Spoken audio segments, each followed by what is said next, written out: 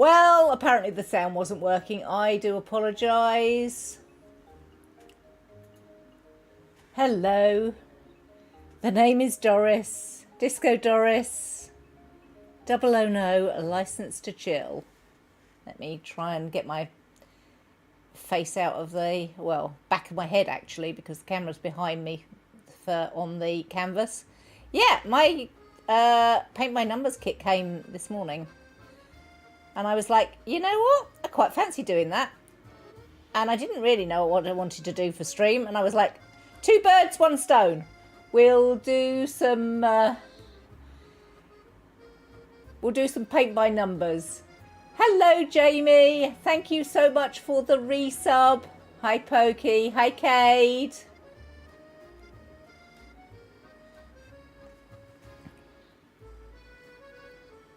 So I'm starting with colour number 3. This is a scene from Venice, which I thought would be nice. Almost like having a souvenir because, you know, I went there back in April.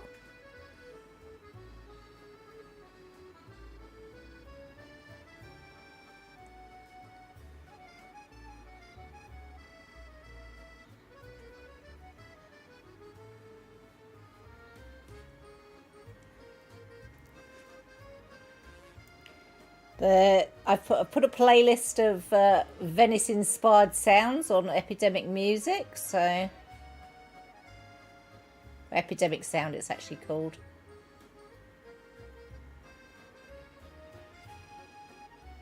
So we could end up with anything, because I literally just typed Venice in the search bar, and now I'm playing what it gave from that search. So, yeah, literally anything. No idea exactly what we're going to come up with. So, we're getting what we're getting, you know?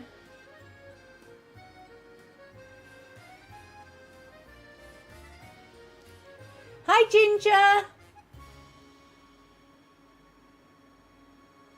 Yeah, I can just about see chat, but looking at the canvas and chat at the same time, not that easy.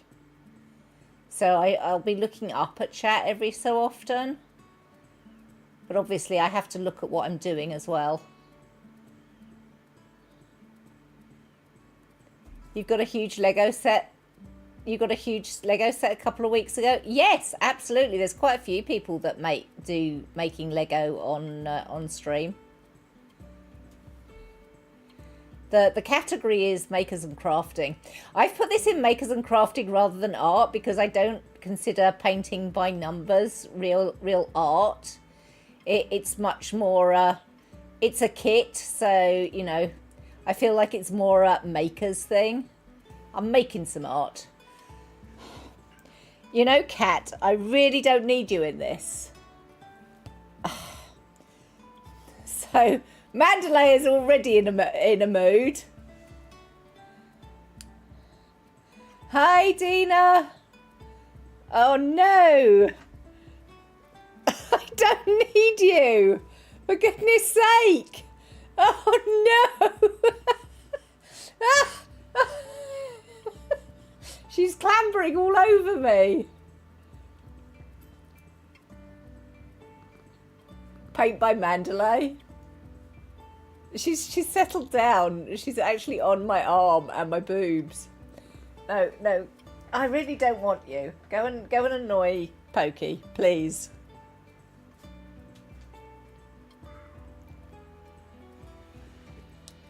Dear oh law.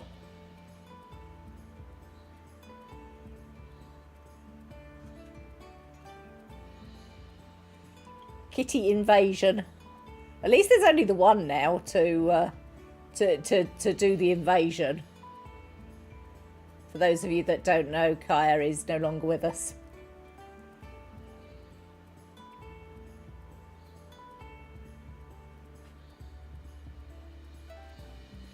Fending off one's easier than fending off two.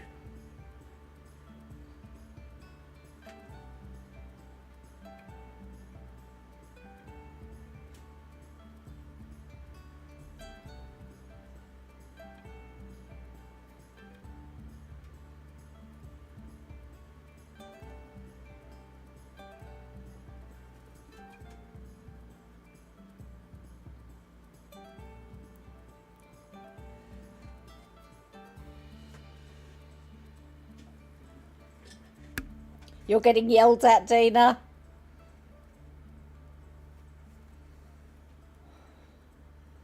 They do be demanding, these pussycat things.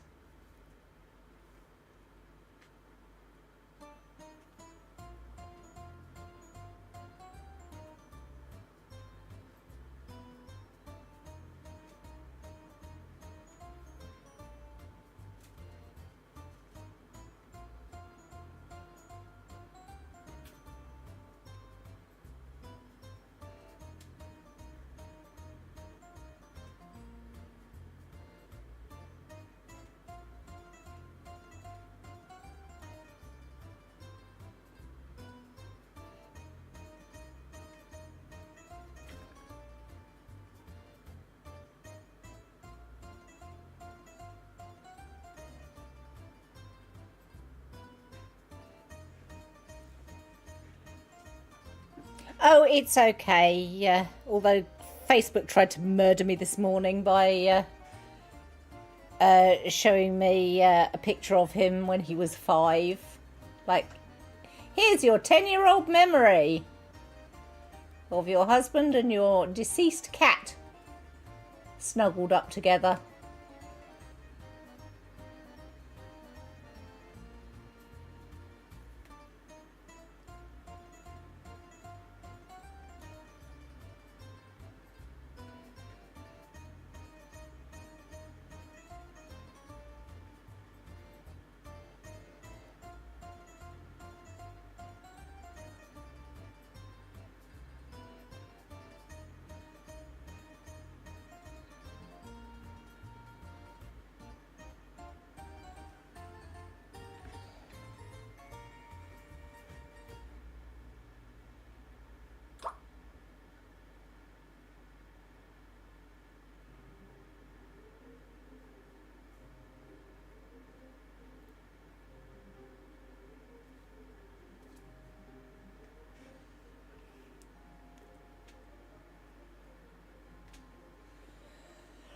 Right, that's a big start. That was number 3. There's a lot more 3 in the water below, but I'm trying to sort of work from top to bottom. I know I've sort of started in the middle of the canvas, but you know, that's the way things are. And my head's in the way of things. Let me move a little bit. Mandalay is loving it. She's getting the all the attention.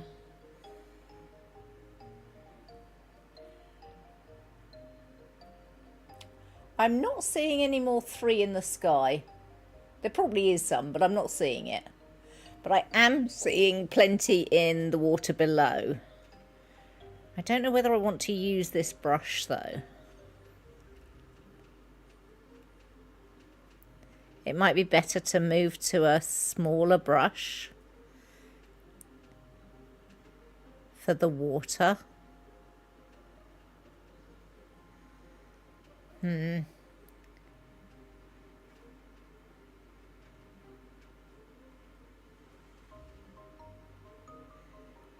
I'm basically using these big areas to get as much paint out of my brush as possible.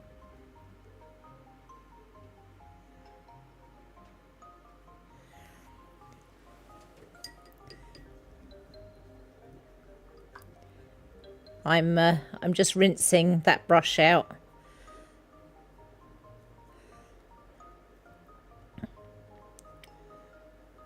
I have water and some kitchen roll to clean my brushes with between spots. So I'm going to use a much smaller brush now. Do I want to use, yeah, I think I want to use you. So I am not cheating, I'm using the brushes that came with the kit.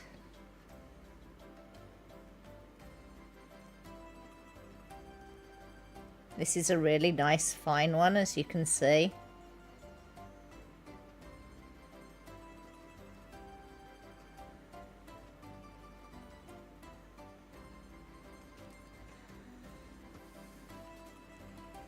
You thought she might have taken it quite hard because, yeah, absolutely. Being Mandelay's just loving all the attention. Absolutely. And Pokey being a softie, she's allowed to sleep with us at night, which she didn't used to be allowed to do because Kyle was a big oaf and would have smothered you in your sleep. Not because he was a nasty cat or anything, but just because he was a big oaf and he'd snuggle up to your face and he wouldn't notice if he was smothering you. Like literally smothering you.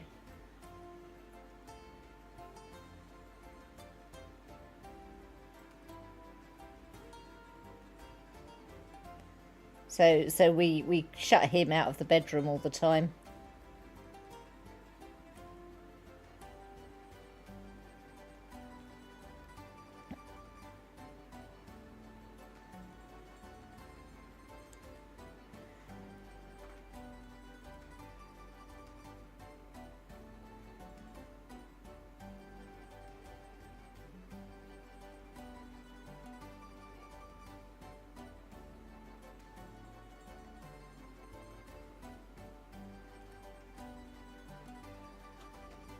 Changing out the brushes of a kit is not cheating. Most of these brushes come with really awful.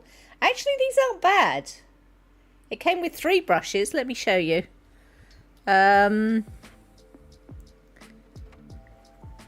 So these are the 3 it came with. It came with the flat. This is the smaller detail brush, and then this one is also a detail brush. Let me get paint on my fingers, because why not? So those are the 3 it came with. And as, you know, as kits go, I don't think it's doing too badly.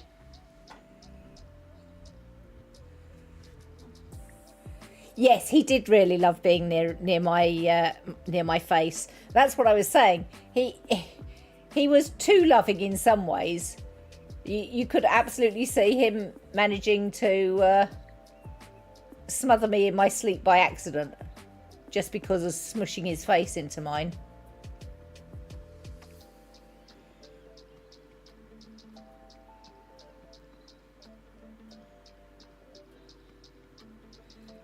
Although we've already had a ew moment with Mandelay.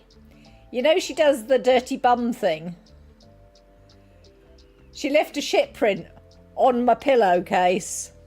I have wonderful white silk pillowcases, and just as I was trying to go to sleep last night, shitty bottom print on beautiful white silk pillowcase. So beautiful white silk pillowcase needs a clean.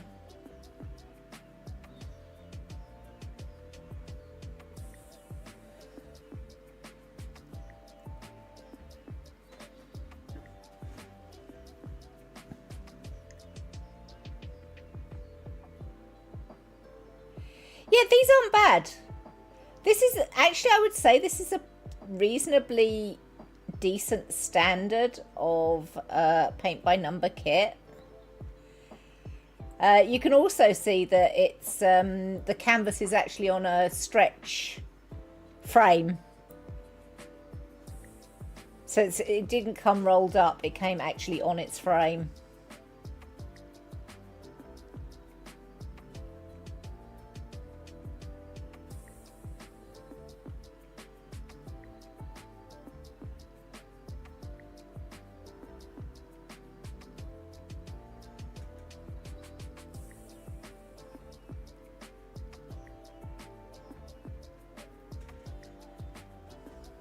Not sure what's going on quite with the I think it goes through there.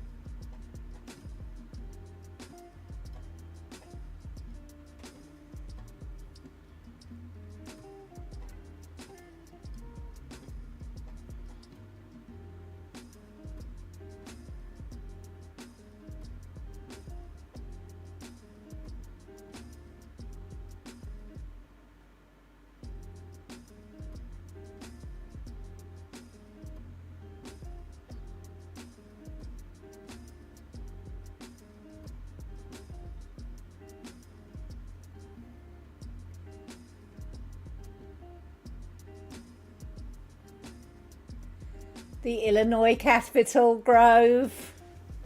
Please no.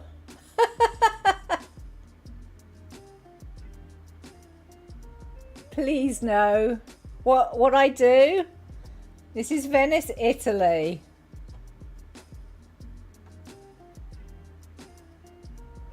I think you know what you do.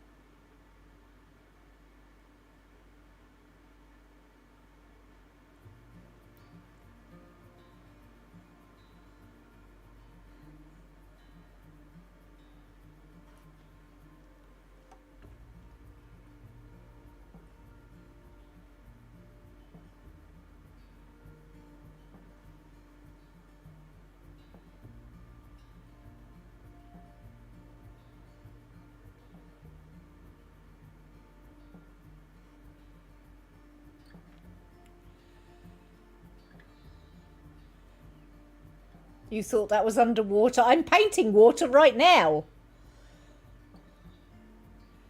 Hi, Katie. Grover's apparently forgotten what Illinois looks like. It's not that pretty.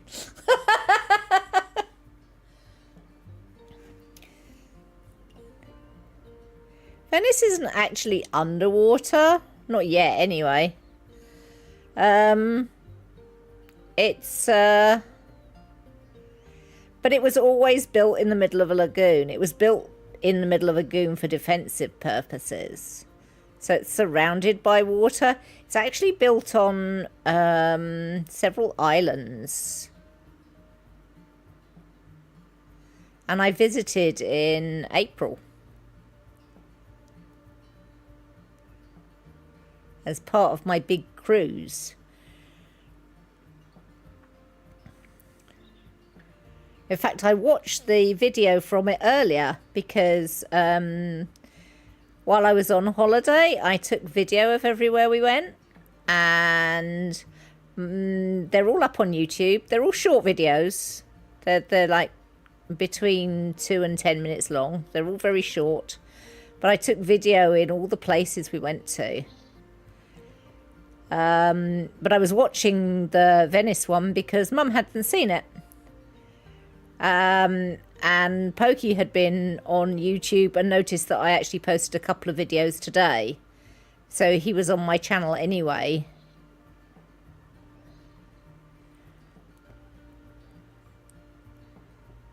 So yeah, today's been a creative day. So I've been, I was video editing this morning. And I thought I'd do this afternoon because I'm in that sort of a mood. I want to do creative things.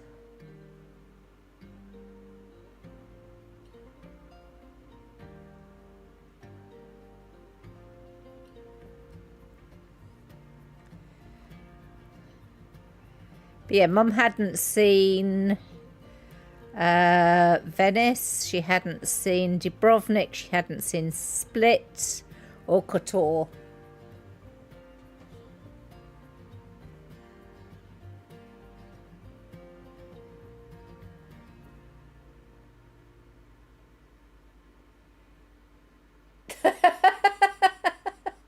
I totally understand. Oh, Sushi's sitting in front of the TV with a colouring page and her crayons like she's colouring with me. That is so delightful. Hi, Sushi. Are you doing well?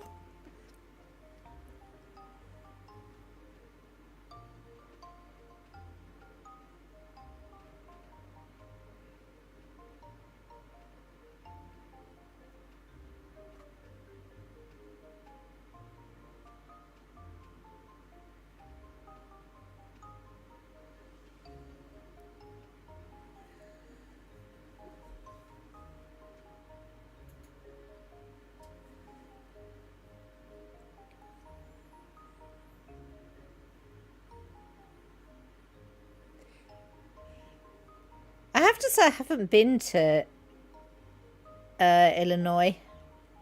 It's one of the states I haven't been to. I don't think there's ever been any reason I should go to Illinois though. So I don't think I've got any friends left in Illinois.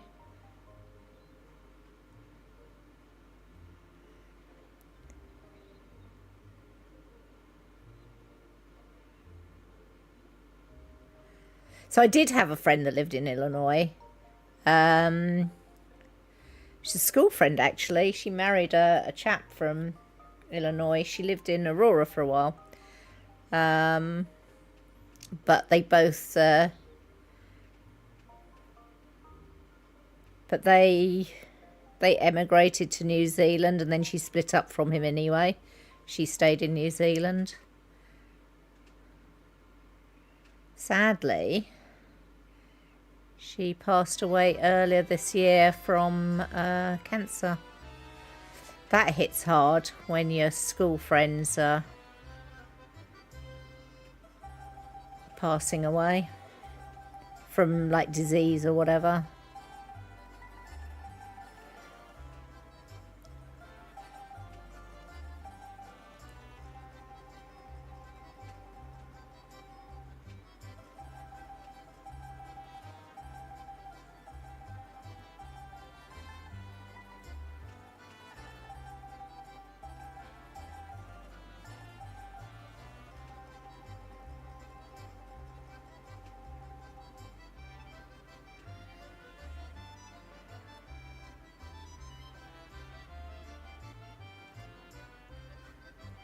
Reminds me of when you drove to Anglesey at 2 a.m. Nothing happened because it was 2 a.m. Then you went home.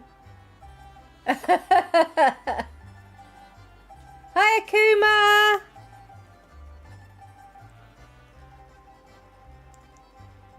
Bit of a different stream today.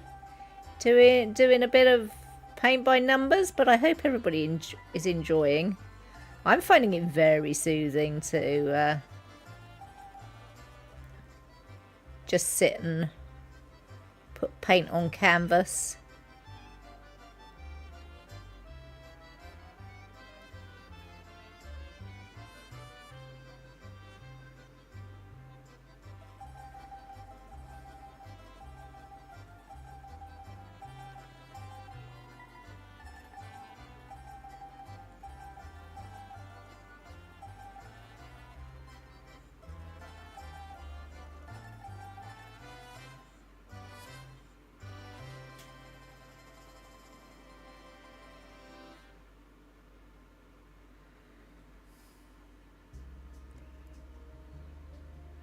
Hi, Ghostly.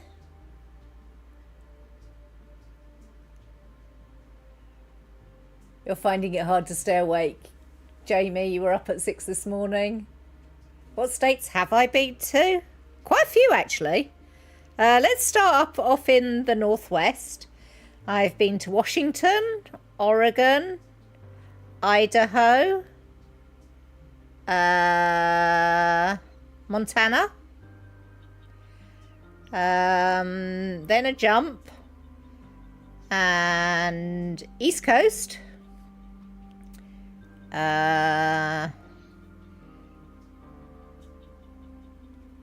New York, Pennsylvania, Maryland, Virginia,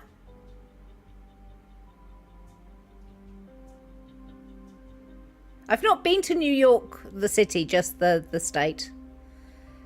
Washington DC. I mean, I know that's not really a state, but I'm gonna add it in.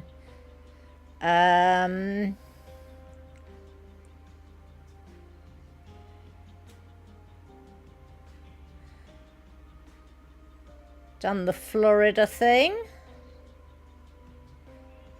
and then Arizona, Colorado, Utah. So a few places.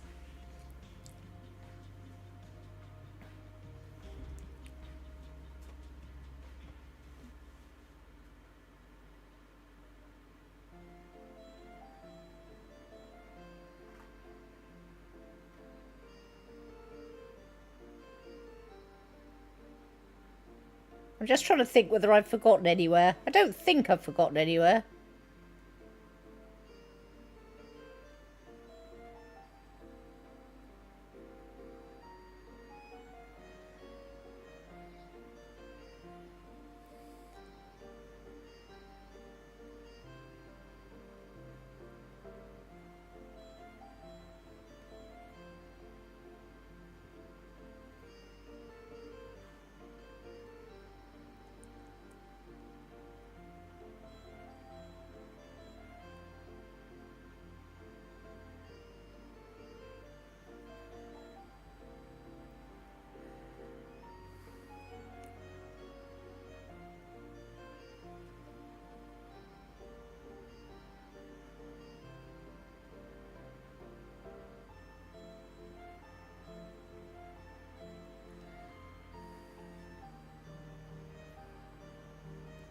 You think I've been to more states than you have?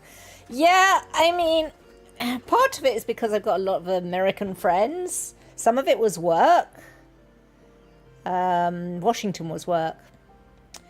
But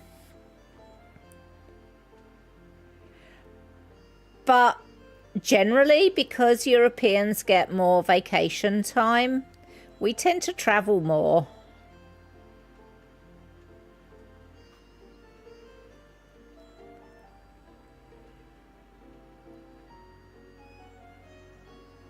Like, I know that many US people have no... Well, I mean, you have no mandated paid vacation anyway. I know that. Whereas the minimum mandate here in Europe generally is 6 weeks, I think. 28 days. So it's like 5.5 weeks. That's the minimum mandated.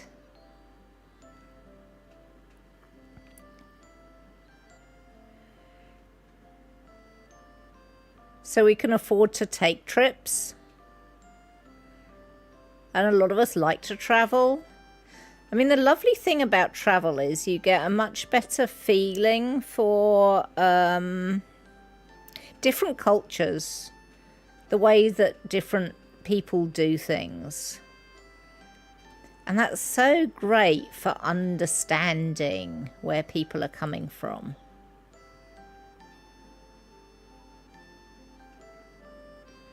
And I think it's one of the great disadvantages to Americans as a whole. I know that some people travel, but many people can't afford to travel or don't have the time to travel when they're younger.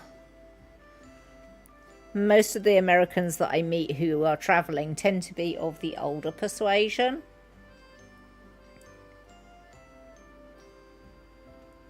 I know it's not true of everybody, but... And that's one of the things that has led your government and actually many of your services to get away with actually being quite shocking while telling you you're getting the best in the world. And I think that's become undermined by the internet. People are now realising, you know, they're speaking to people from other countries and realising, you know, maybe things aren't quite as wonderful as is being portrayed. Having said that, you know, you've got some of the most wonderful natural scenery in the world.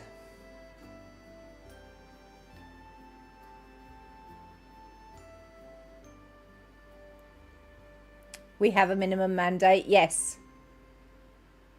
There's lots of laws about working environment, paid days off, paid maternity leave. People had been there almost a decade and only had 2 weeks off. Yeah.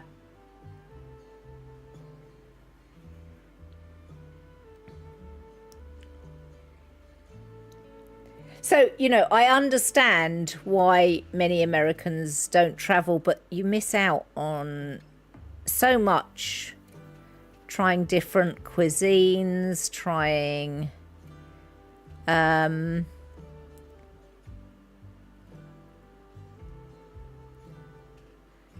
being somewhere where everybody else is speaking a different language. And that is actually a nice experience. Might not sound a nice experience, but it is. It's good to remind yourself that other people are doing different things in the world. It's great.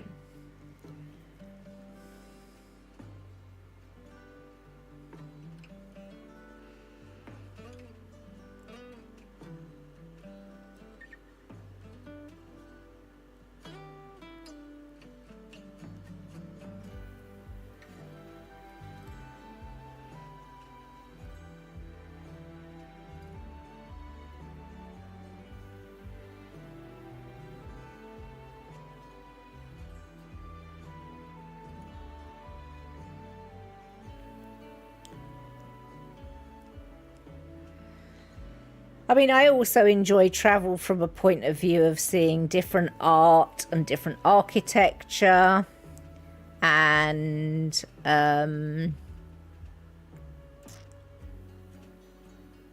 history. I love history. I know it's not for everybody, but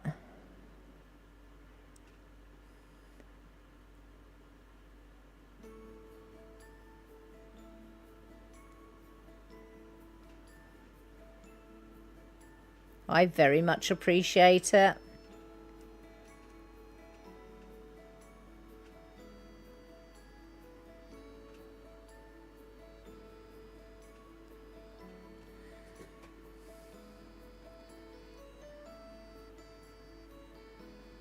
Europe, please adopt you. I agree, Ginger. I mean, that was what I was sort of saying, that I think that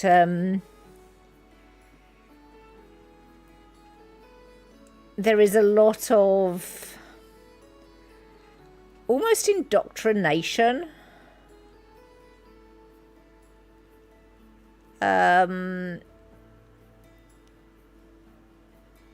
from the US, and people are kept ignorant to be controlled.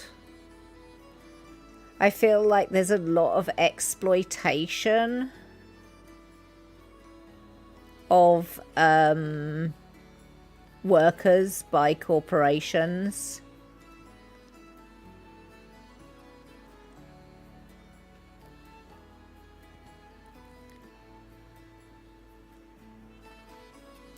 And for all the talk of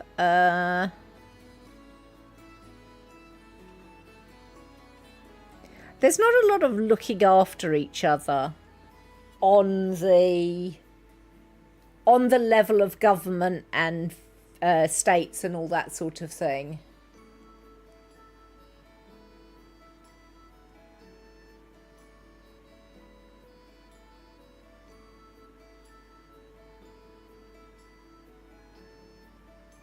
Well, we have bugs, but they're generally fairly small and not so irritating.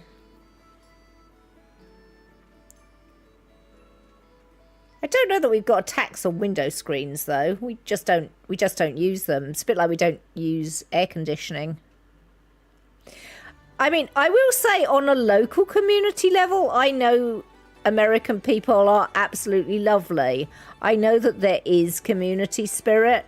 So don't think that I'm talking about individual sort of communities. I'm talking about the big picture society.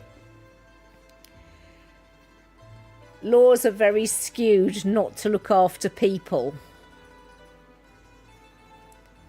but to look after business. And, you know, that's capitalism ass backwards, because the whole point of capitalism, the original point of capitalism, was just to have efficient distribution of resources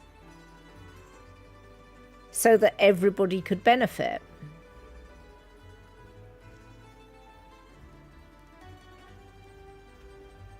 And it's much more sensible for people to have a little bit of profit in it because it allows for incentive. That's where communism really falls down. If everything is state-owned, nobody has any personal pride in what they're up to. And that's not a good system either. But the whole point of having, you know, strong business is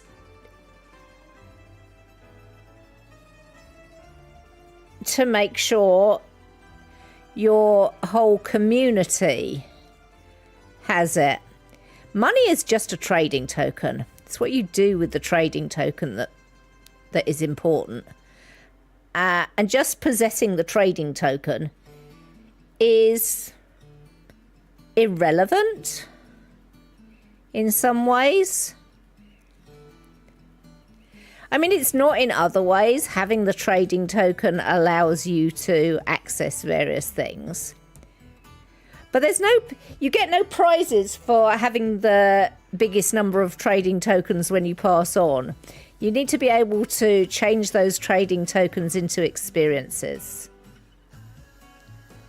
Whatever type of experience.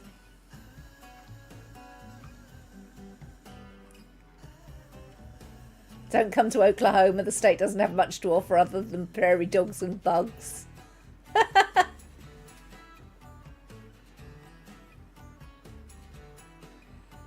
For being a country and a government that was supposed to be by the people, for the people. The people seem to be the lowest priority. Absolutely, Ginger. I agree. I feel like the experiment has gone badly wrong somewhere along the line. And as I said, none of this is on a personal level.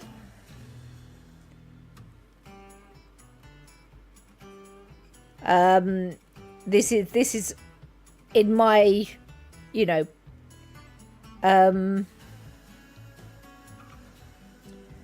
my opinion, individual Americans I have known and loved. I mean, my best friend is American, obviously. He said something to me the other day that made me laugh, but I can't repeat it just yet.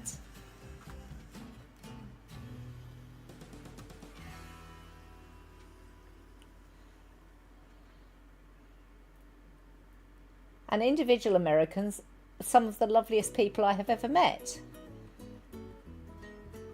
But the system of governance is definitely not the best country in the world.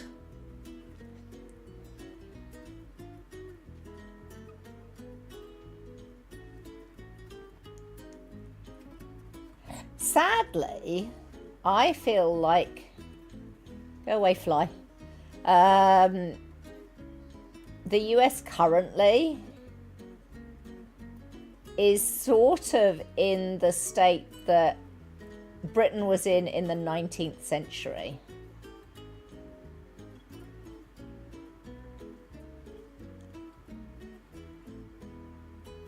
When it was very similar.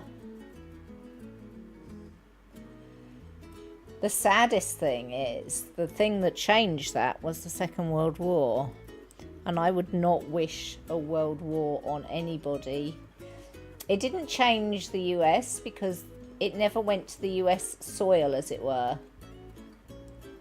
Although, you know, there were many thousands of brave men that joined up and got involved. Mainland America was never in a state of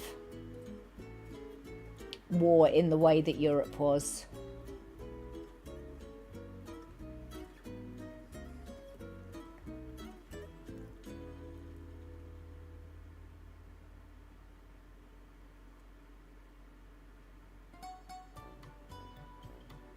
You're getting your country back at the local politics level. It'll take years to get electoral voters back. The electoral college is weird to me. Not because I didn't think it was a good idea. I think the original idea is good. But it's not in terms of it failed to do the very thing it was set up to do. and that is identify people that were unfit to govern for whatever reason, and prevent those people from taking power.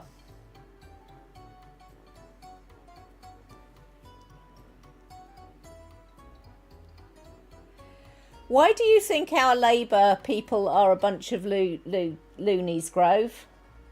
I'm interested to hear.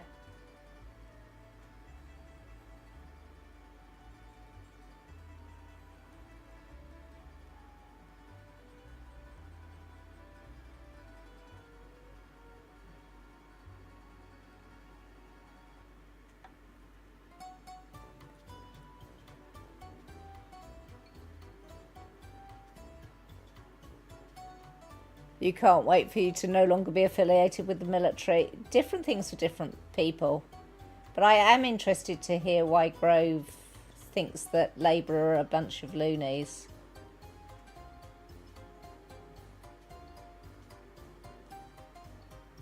They're very likely to form our next government, by the way.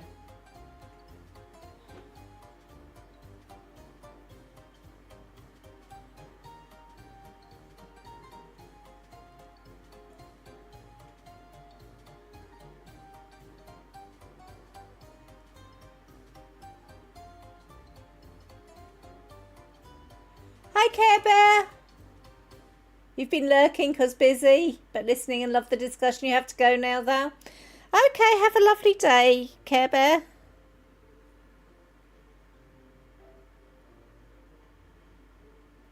Oh, yeah, I mean, I know how the Electoral College works in terms of... Well, the whole idea was that, you know, different states have got different levels of rural versus urban. So, I mean, if you had it per person, everything would be more or less controlled by California and Texas. If you just had it one vote, blah, blah, blah. So the Electoral College was always supposed to even that up a bit so that the rural states, like Oklahoma, had a little bit more say in politics than they would otherwise be railroaded by the urban states.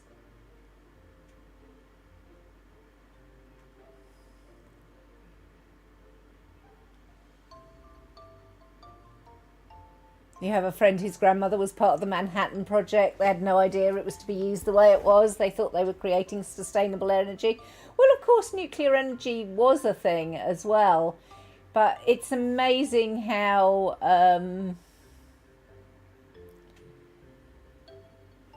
you know,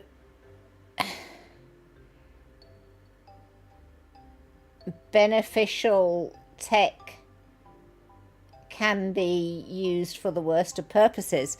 I mean, do you realize that the Nobel Prizes were because of Alfred Nobel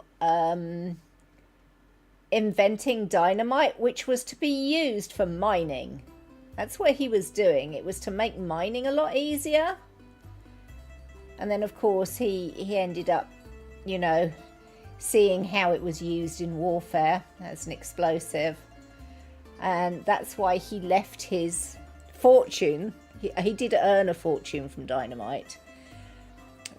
That's why he left it to be given for prizes in other areas of human endeavour. It was to try and redress the balance of what he considered the horror he had visited on the world.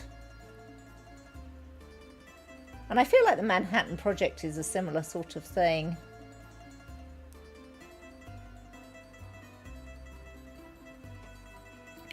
And you're right, you know, people are lied to in terms of what they are being asked to do.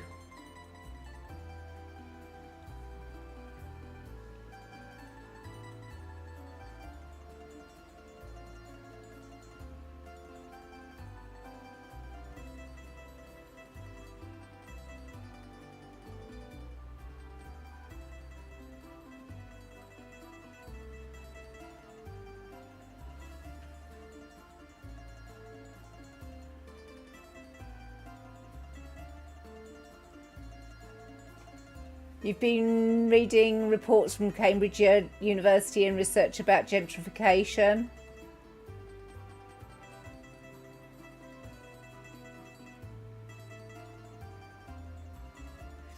Oh, you see, the housing market's an interesting one, Grove, because you've obviously heard one side of things. I'm interested in politics. I always have been. So I pay attention. So after the war, we were very short on housing because an awful lot of things had been bombed. So that's our starting point.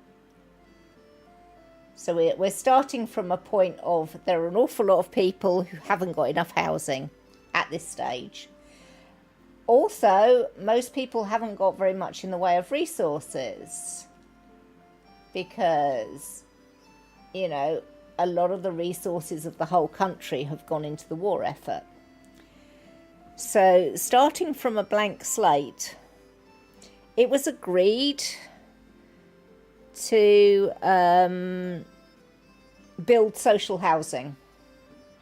It's known over here as council housing because the councils were the local councils. So, for example, I live in a town called High Wycombe. So it would be the Wycombe Council would own so many houses that they let out for a reasonable rent to house people. And that was a very successful system. This was all put in place by the Labour Party back after the war. So we are talking, we are talking 60, 70 years ago. So I am cognizant of that. But what it meant was, if you wanted to rent privately, like you wanted to be a landlord, your rents tended to be, you couldn't put them up very much higher than the social housing rents. It was always slightly more expensive to rent privately, but everything was pegged to a level to be competitive. You know, the whole thing of there being competition. So we're still following a certain amount of free market, even though these are owned by the council.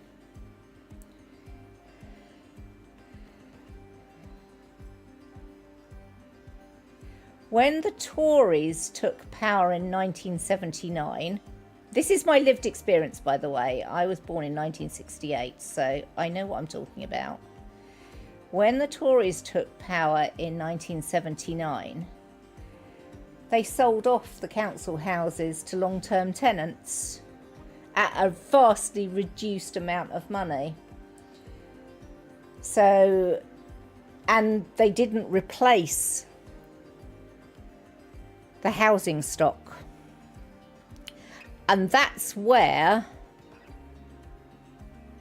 the housing market started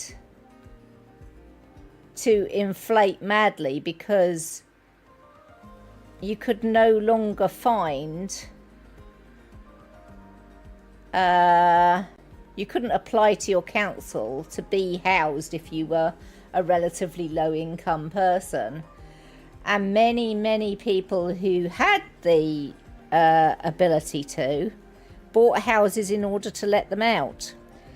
And that became a self-sustaining, fueling thing. House prices rose because people were buying to let them out, not to live in. And rents rose because there was no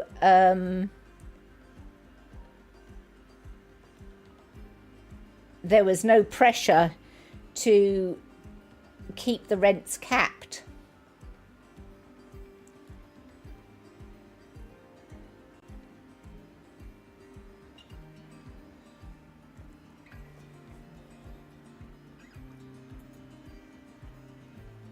That's one of the reasons that housing costs have run away.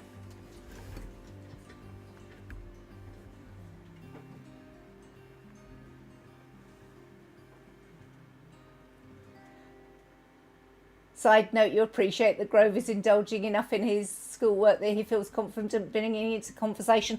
Absolutely. I'd just like to point out that these things are always much more complex, and you can read... absolutely. I'm not saying that the gentrification things are not a thing, but it's always far more complicated than one side or the other are loonies. And that's what I wanted to introduce to the discussion.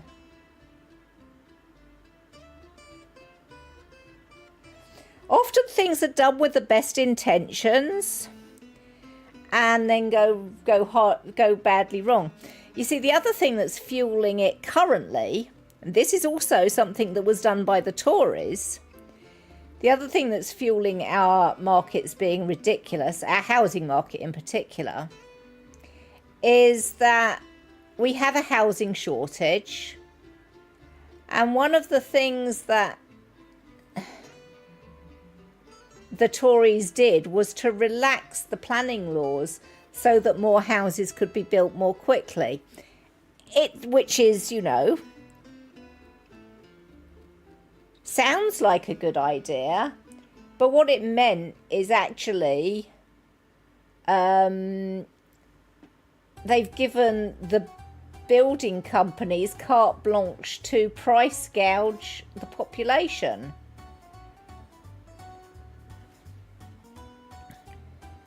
So they used to have to, if they were building a big estate of, you know, a lot of houses, they used to have to include a certain percentage of affordable housing within it. They don't do that now because that was one of the relaxations. So rather than building the houses that we actually need, so what we need as a society is we need starter homes for young families and young professionals.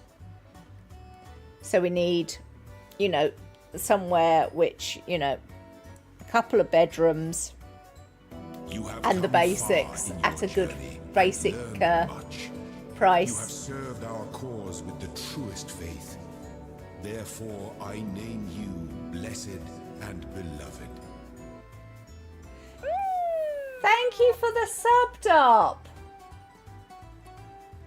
And welcome, Wolfie. Hi, Azure Wolfie. Welcome, welcome. And hi, Not My Newbie. Hi, hi.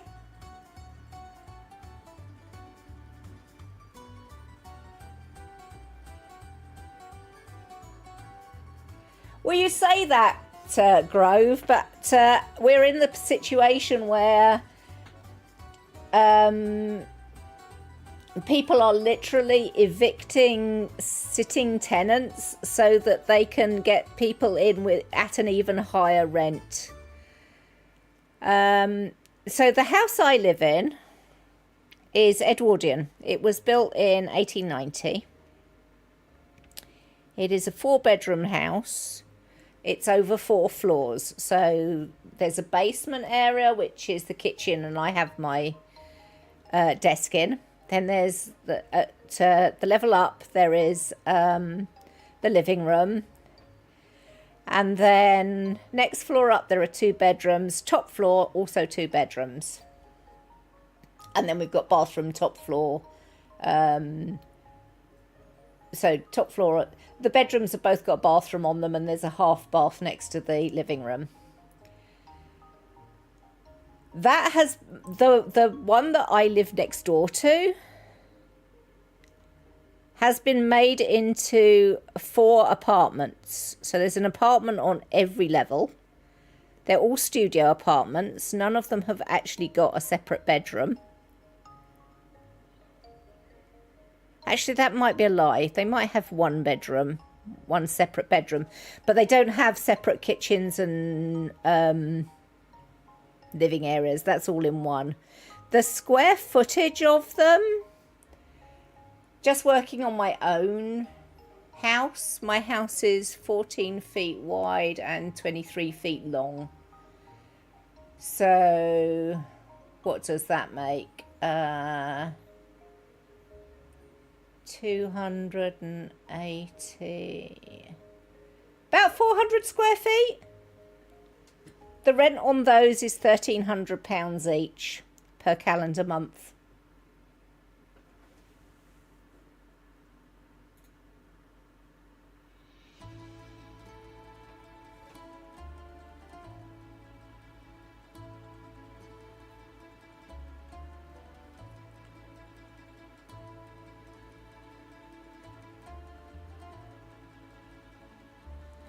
So, you know,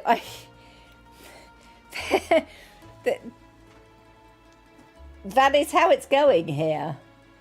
And they're getting away with it because you can't find anything else. And as a result, we have the similar problem to certain areas of the US with the significant rising homelessness.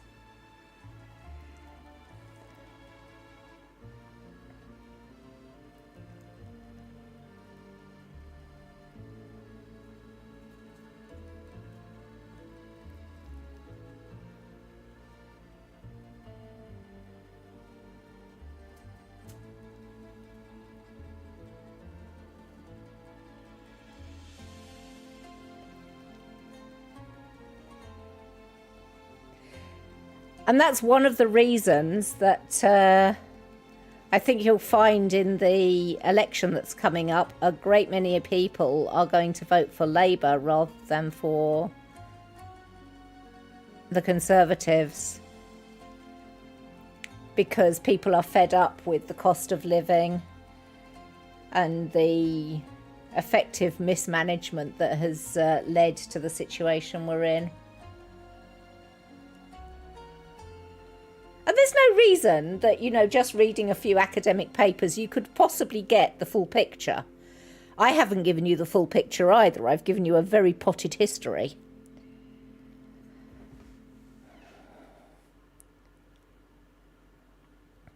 That's not to say that Labour are perfect. They absolutely aren't, but no political party is. But politics here is less my team and your team. I saw a very interesting thing from Trevor Noah saying, you know, it's a very unique thing with the American two-party system, that it's treated almost like a team thing.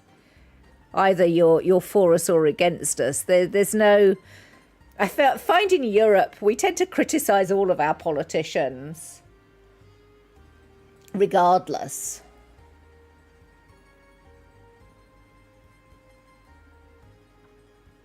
I think I need to wash this brush. It's getting a little bit sticky and claggy.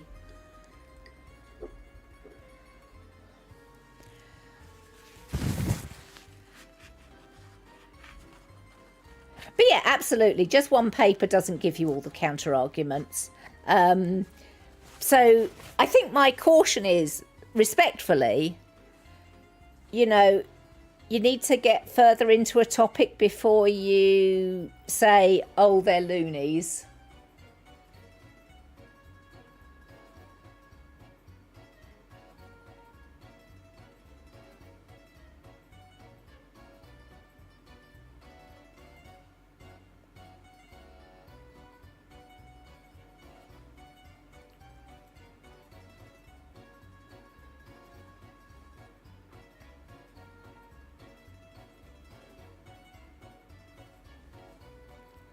You're a little bit more polarised.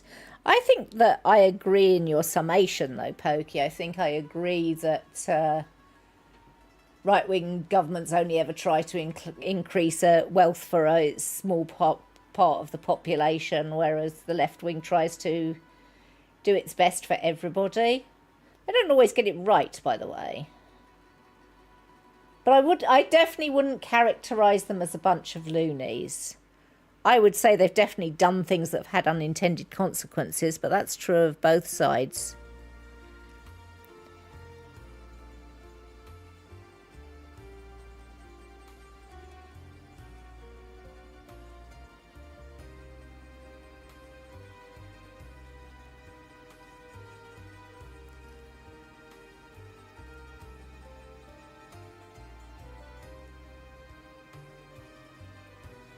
But the whole point of it being called the Labour Party was that it was people who represented the working people of Britain, not the owners of the businesses, etc.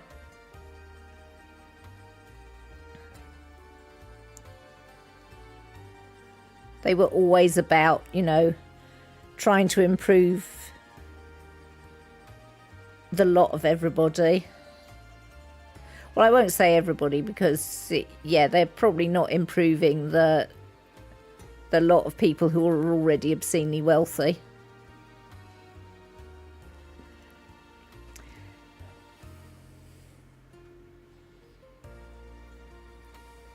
I think this is something that also needs to be sort of considered. And that is that, you know, if you have a very wealthy country like the US, why is so much of that wealth in the hands of so few people? Why should it not be more equitably distributed? And it absolutely isn't the case that, oh, the people that are obscenely wealthy work harder. That's absolute tosh.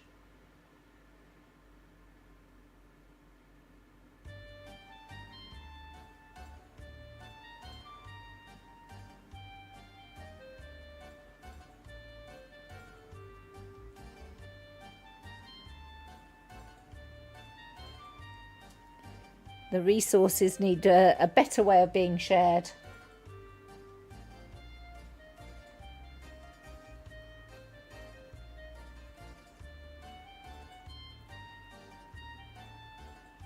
But also, it's lovely to have a respectful conversation about politics. It's why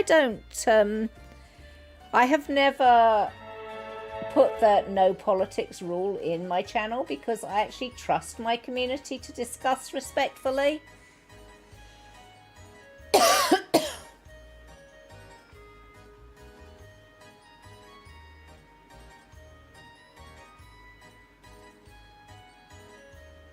Yes, Grove, that's a real problem with their with the system of not being able to get a third candidate through. Katie, thank you for gifting Grover a sub.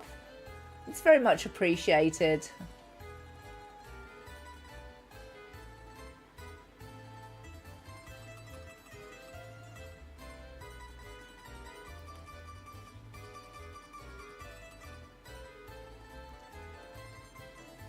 But yes, I'm happy to talk, you know, politics with these generalities.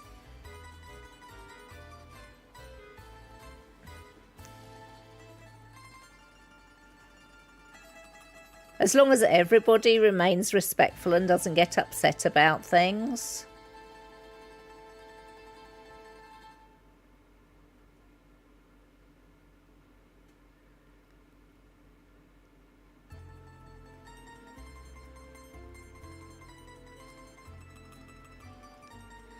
What are you actually studying, Grove? Because it does sound like it would be interesting.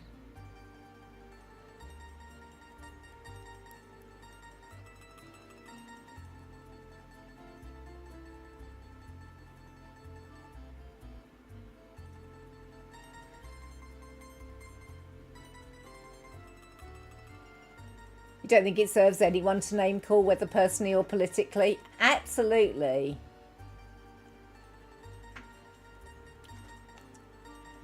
Yes, I do not believe in the politics of personality. Some very, very competent people do not necessarily come across very well in media.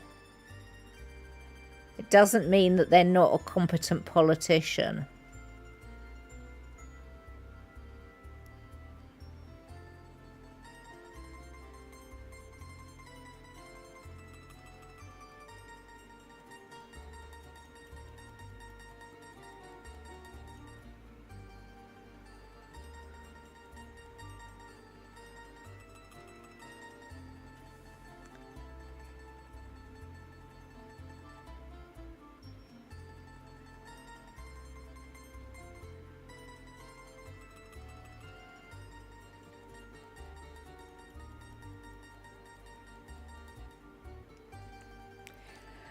I think the other problem with the US electoral system is the vast amount of money that's required to go through and effectively advertise yourself. How much money you actually need to enter the system at that senator level. Not senator, to become, you know, either a representative or senate. There's so much money required that even, you know, either you come from vast amounts of wealth to start from, or you have to rely on being sponsored by big corporations. And then that sponsorship by big corporations or individuals compromises your ability to be taking things forward from the point of view of the workers, of the people, as it were.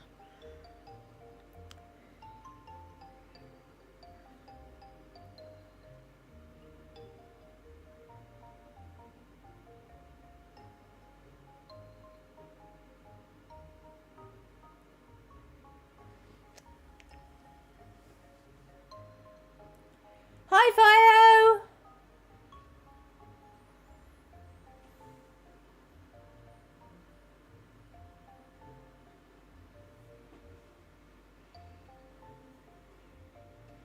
Oh, it's Robert F. Kennedy. You see, even Robert F. Kennedy, I mean, political dynasty comes from a huge amount of wealth.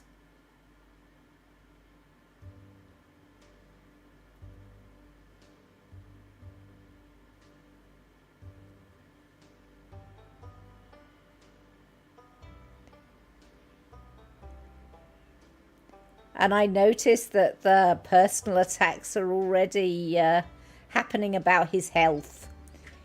Because it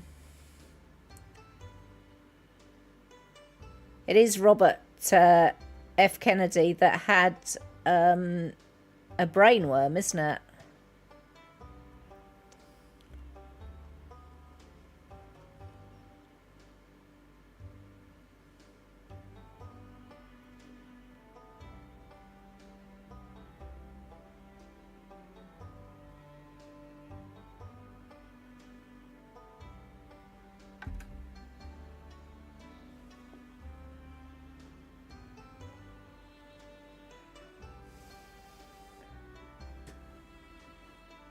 No, I think it was him. I mean, I keep up with US politics as well as my domestic politics. As I said, interested in politics, always have been.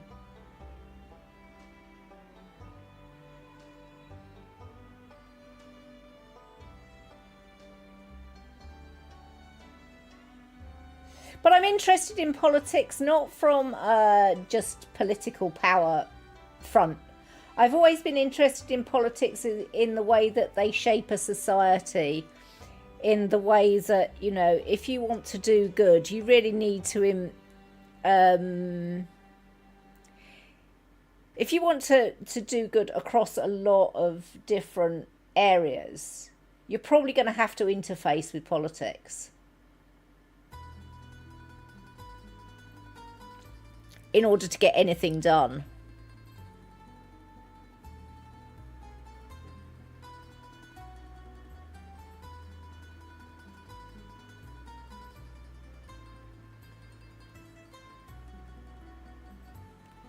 I'm going to have to lean across the canvas in a moment to get my tea.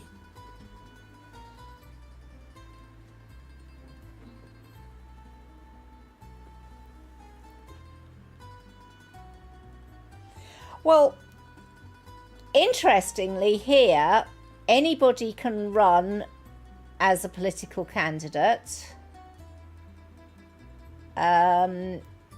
if they post a fee to the Electoral Commission. I don't know how much it is at the moment. It used to be £1,000. I don't know whether that's gone up recently or not, though. So don't quote me on the £1,000. But it's a doable figure. And on top of that, the national campaigns are by the parties are actually capped as to how much money they can spend within a general election. We have stricter controls on lobbyists as well. They're by far, they're not perfect at all, and lobbying has become a bigger thing. Incidentally, did you know that lobbying as a term comes from the UK?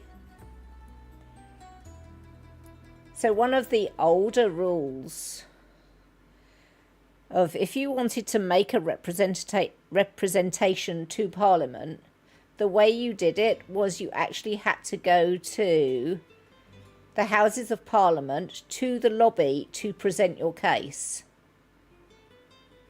And that's why it used to be known as lobbying, or it is known as lobbying. It was because of going to the lobby of the Houses of Parliament to present petition or any type of representation.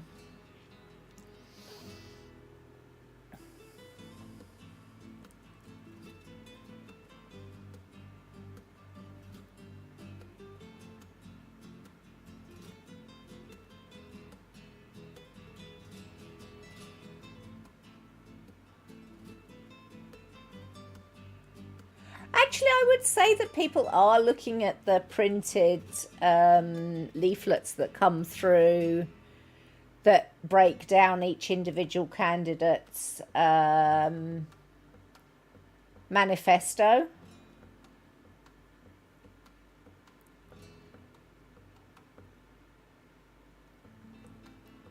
A lot of the elderly don't use things like the internet to look things up, don't forget. Even my peer group, I would say there are a lot of people that do not use the internet for that purpose.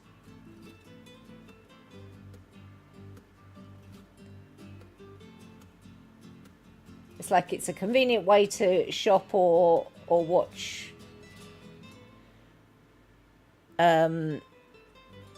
YouTube, but many of them will watch YouTube and Netflix and everything just on the telly because there's an app already on the telly.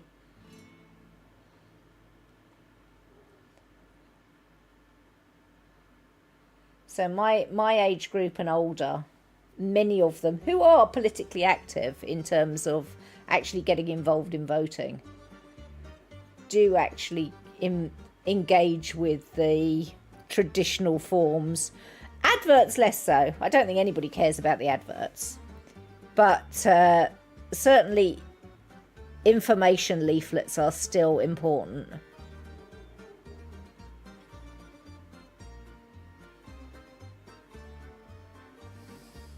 Not least because it's very easy to hang on to an information leaflet and say, "Oi, this is what was printed in your manifesto. Why haven't you done it?"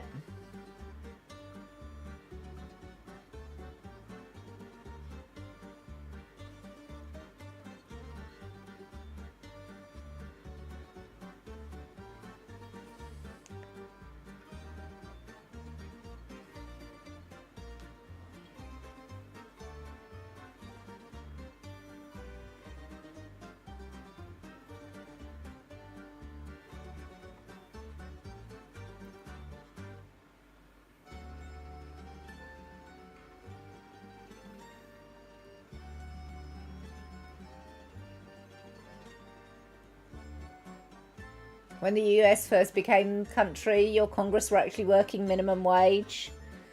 Well, I mean, there were some very smart cookies in the original Congress. I have a huge amount of respect for the Founding Fathers, but however smart they were, they could not foresee how the country would change in 200 years, which is why it's a shame that, you know, the Constitution is regarded as so sacred. it should be a living document. It should be something that is updated as times change. And I'm pretty sure that the founding fathers would have expected it to have been.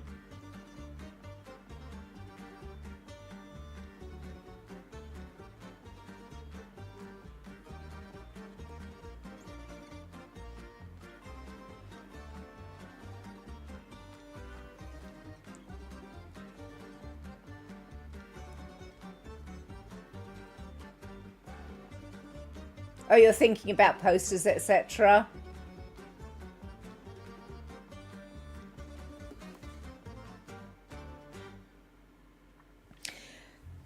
I mean, it's interesting because we are deep in election territory right now. For those of you that didn't know, the UK, is it the 6th of July that we're voting? Somewhere around there. Might be even the 4th of July. Should be quite funny. But yes, we are coming up for a general election very soon.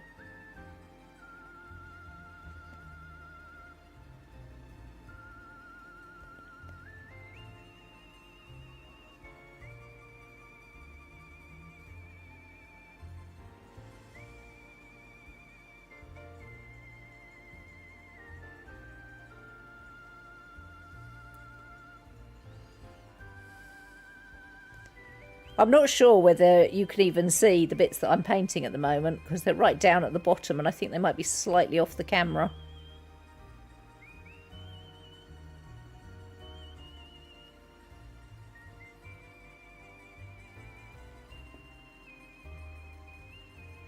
It is the 4th of July. Ah!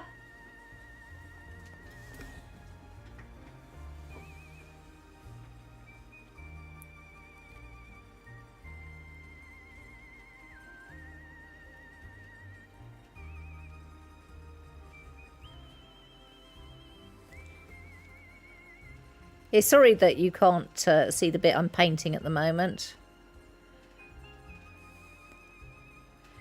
But I'm sort of loath to move the camera as well because it's all a bit precarious where I am right now. I'm sort of caged in by everything. I can't move my chair too much because otherwise I'll knock the tripod over that the camera's on. I'll come back and do 3 later, I think. So let's close that lid. I'm going to have some tea as well. Oh, let's get my tea.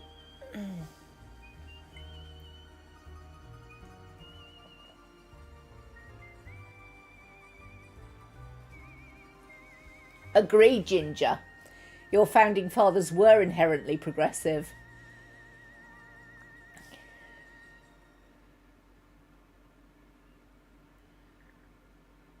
You've just had the election for representing people at the EU. Germany embarrassed itself greatly. How come, Dina? I haven't looked at it, to be perfectly honest. I haven't kept up with that bit.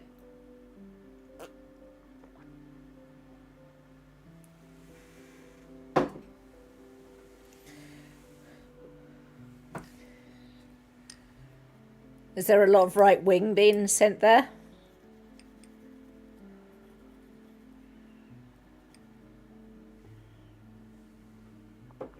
It is a very dangerous shift in Europe at the moment. Things have gone increasingly right wing. And that's not right wing in a good way either. That's right wing in, you know, people being very xenophobic and wanting to be very much more nationalistic, which is never a great place to be.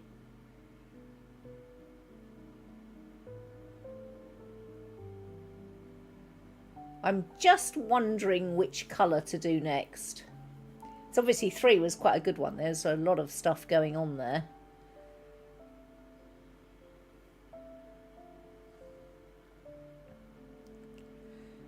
I see a lot of 9 coming through here.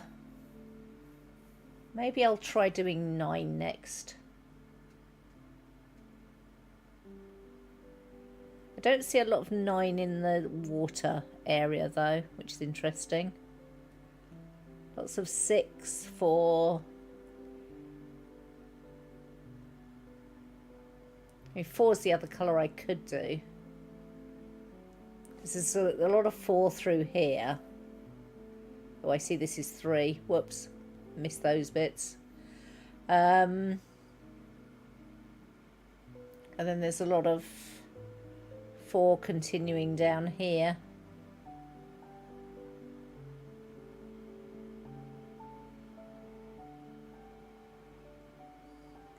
So many people are very unhappy with the current government and therefore looking towards the party. Oh, well, I mean, we've all been there. There is always the embarrassment of those sort of people. Right, I'm going to try putting the 9 in that I was talking about before. These paint pots are incredibly difficult to open, by the way.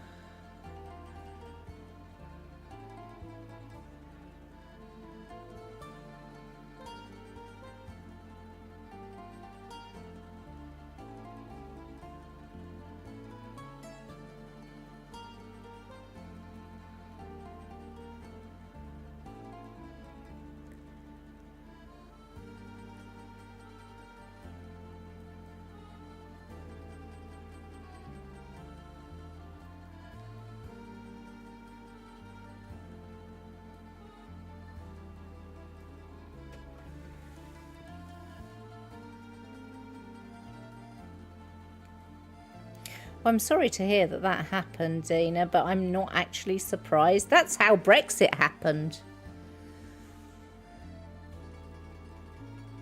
Brexit was a lot about people being very unhappy with policy. And I don't think a lot of people who voted actually wanted us out of the EU. It was just a protest vote about the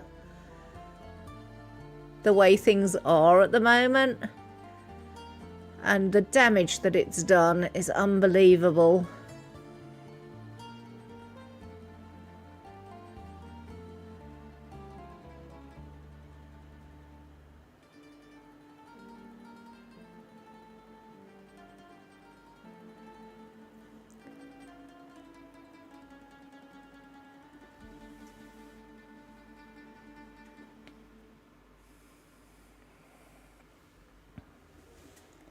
I mean, there were absolutely people who wanted to leave the EU because they had legitimate worries about it. The EU is absolutely not a perfect body at all.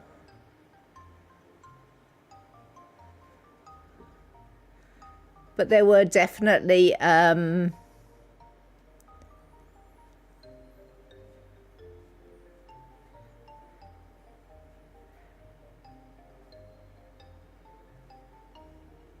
an element of protest vote within it, a significant element. And when you look at how close the actual results were, it was something like 51.3 to 49.7, 48.7.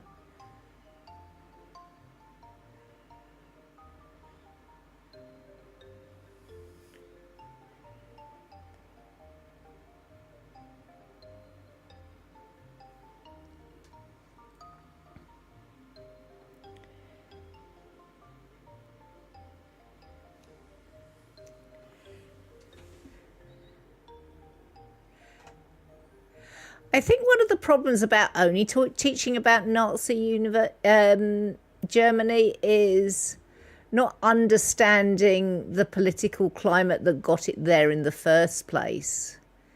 Because there's a lot of knock-on from what happened in the First World War to why the Nazis rose to power.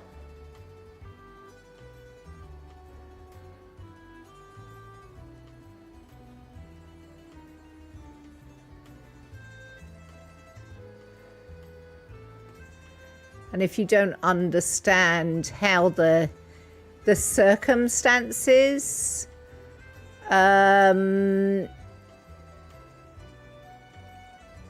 came about, the people felt the wish to vote for them.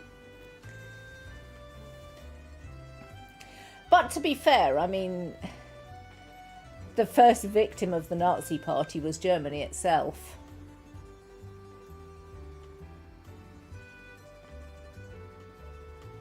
The German people themselves, again, they voted for one thing. What they got was quite different to what most of them thought they were voting for. Again, unintended consequences can happen just as much on a personal level as on a, you know, powerful party level.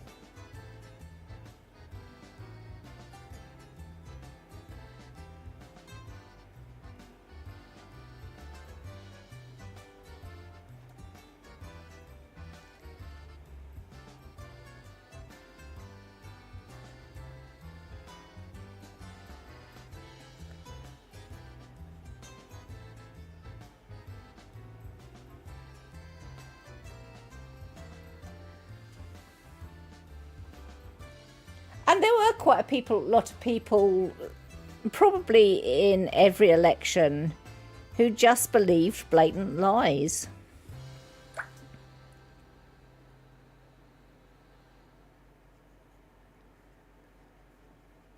That goes back to the elections in the 1930s and elections, you know, in very recently.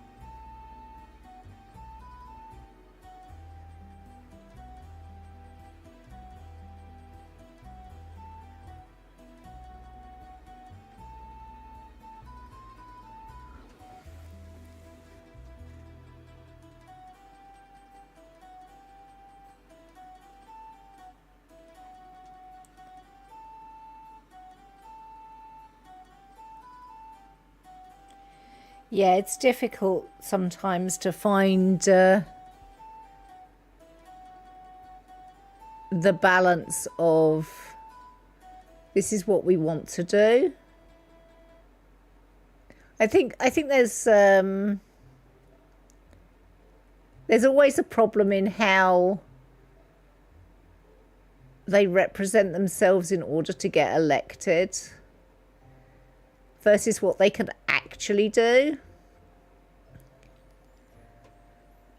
I've always felt a little bit sorry for our Liberal Democrat Party, who made one of the worst decisions they've ever made in deciding to...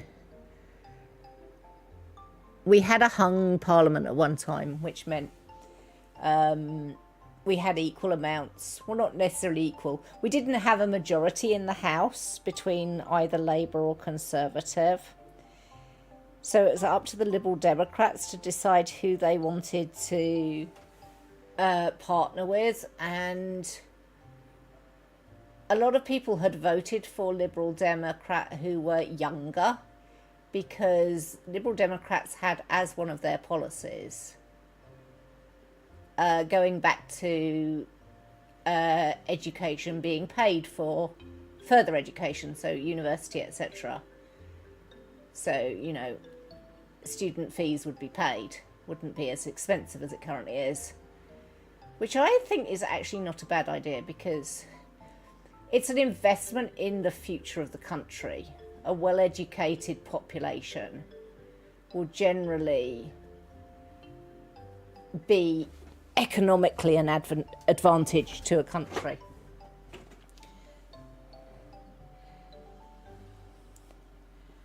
You get more informed voting, all sorts of things go on. But a lot of young people voted because they were like, yes, I would love my education not to be costing me an arm and a leg, which, you know, realistic.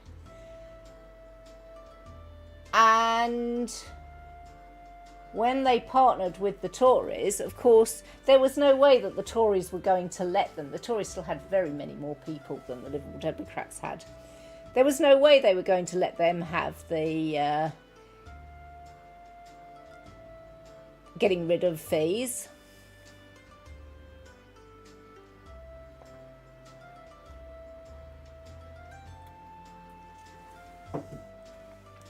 So they never had the mandate because they weren't actually making the government.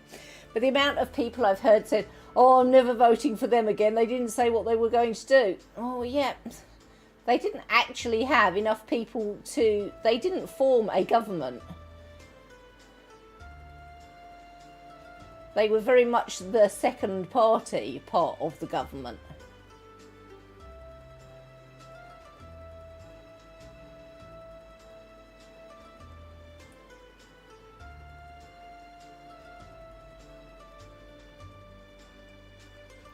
But yes, I know what you mean about consequences for lying. There don't seem to be any, do there?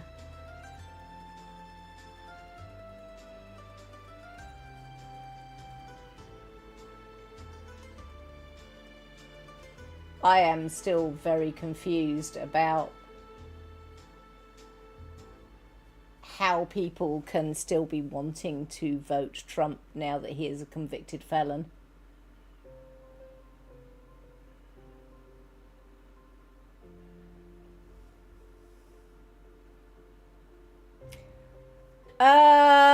Because they might have polar opposite views on one thing and then aligned views on a completely different one. Have you ever done that? When I was at school, we did an experiment where we had 30 of us in the class, I think, around about 30 anyway. And the teacher just started questions about, if you like this or if you dislike this, go and stand in opposite corners. And she did it, and I think it only took about 12 things to completely divide everybody into individual corners. And, you know, the moral of the lesson was, you know, in politics,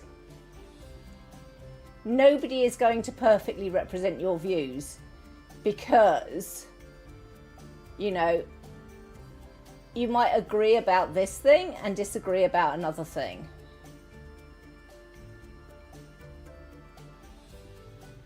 And that's always worth thinking about, even if, you know, you think you have completely diametric views to somebody else. You can almost always find somewhere where you agree as well. And that's a much more positive way to look at things. I'm pivoting a little bit away from the politics now. But look for what you have in common with people rather than your differences. You might not understand somebody else's views, but it's always worth listening to them to find, you know, why do they think that way? What is the background to that? Because most people aren't out and out terrible people. There are a few, but most people aren't. Most people come from a place of, I have particular views about something, and that's the way that my conscience votes, or I think that this works, or whatever.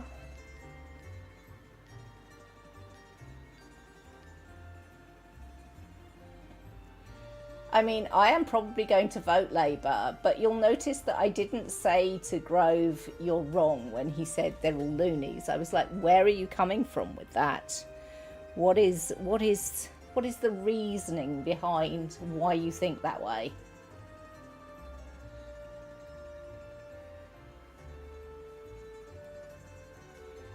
And I think that's key to, you know, being respectful of everybody.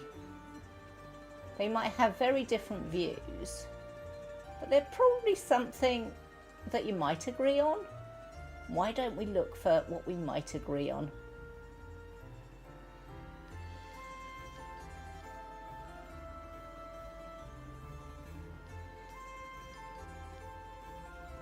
Hi, Curls.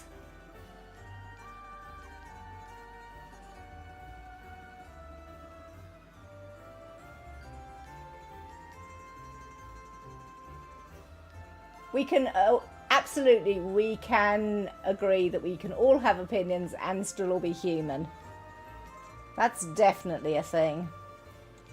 Right, is there any more 9? Yeah, there's a big piece up there and a big piece up there.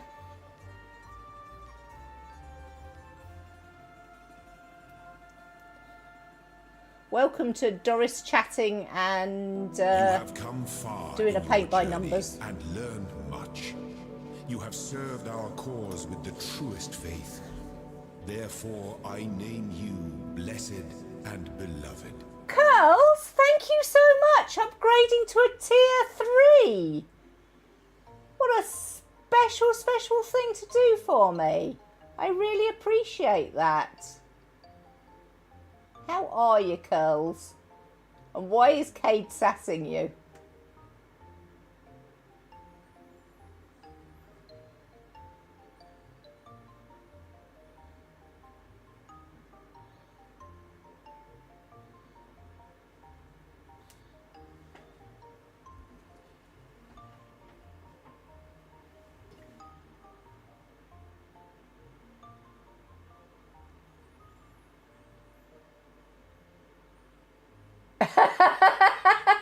Ryan did a workout stream on Thursday. You were ogling his trainer.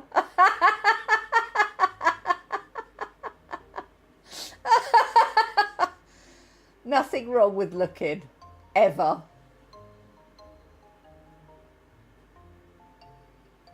Part of the fun of life, being able to look and appreciate.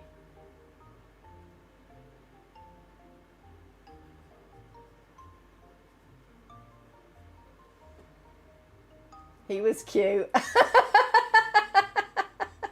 You're single, you can look all you want. You also like looking at attractive people. Everybody likes looking at attractive people. It's what you do with the looking at attractive people that's the, you know, the crux of whether you're being a reasonable person or not.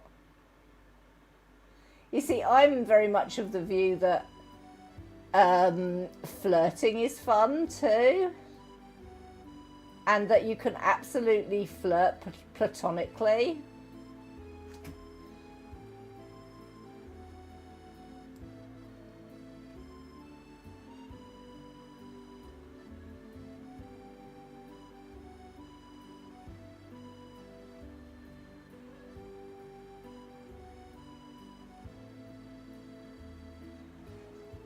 Because flirting makes people feel good. It's a nice way of social interaction much of the time.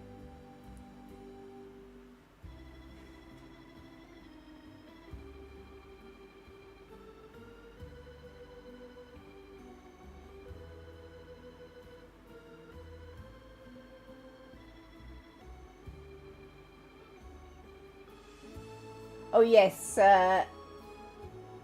Knots is another one of the crafters in the community. Oh, by the way, the blanket is coming on well. The blanket knitting that I'm doing. Did a bit more today, and went through all my odd bits of yarn today, because my mum she was given a crochet kit by somebody else. It's quite adorable. It's got sloths on it. But the crochet kit was too hard for the person that originally bought it. So Mum's doing it. Mum's very good at all that sort of thing. But she's run out of one of the colours. So I went through, she's crocheting in cotton. So I was going through my cotton stash to see what might work for her. She's taken a really lovely sort of scarlet red away with her. But I found a number of things I'd forgotten I'd got, yarn-wise, because I don't go through my yarn very often. You've got to lurk some more. Sushi's becoming impatient with Mama chatting and demands attention. You know, go play with Sushi. Have fun.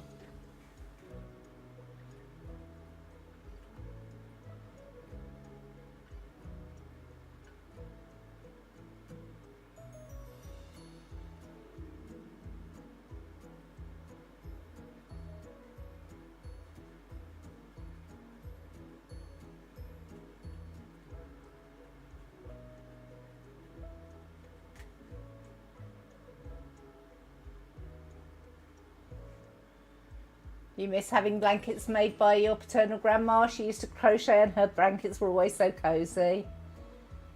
I really ought to learn to crochet. Mum's an expert, but I've never managed to sustain my attention long enough to learn it.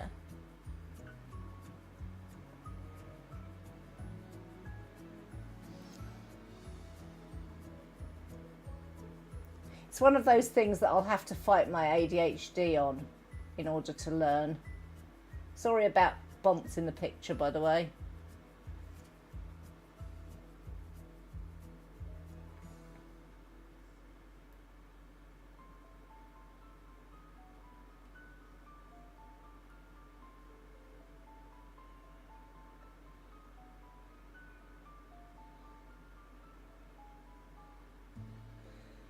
Oh, absolutely. I'm aware that I could use YouTube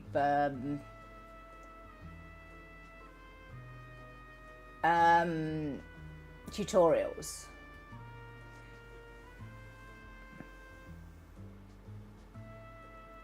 ADHD is lovely when the brain goes, but why can't I just be perfect at this immediately? I know, right? But if you don't have ADHD, this doesn't make much sense. But even things that we want to do, like intellectually, sometimes our brains will fight us on it. If our brains think it's going to be something that we're not going to find all-encompassing, it doesn't want to do it. So actually being able to pick everything up and spend a good amount of time, our brains just don't want to do it.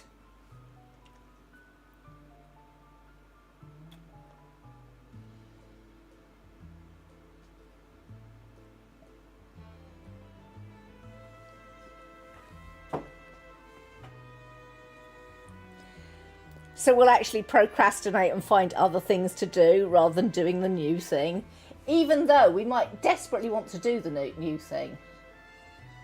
It's a very weird place to be, and you know, when you say it out loud, it sounds barking mad, but it's absolutely the way our brains work.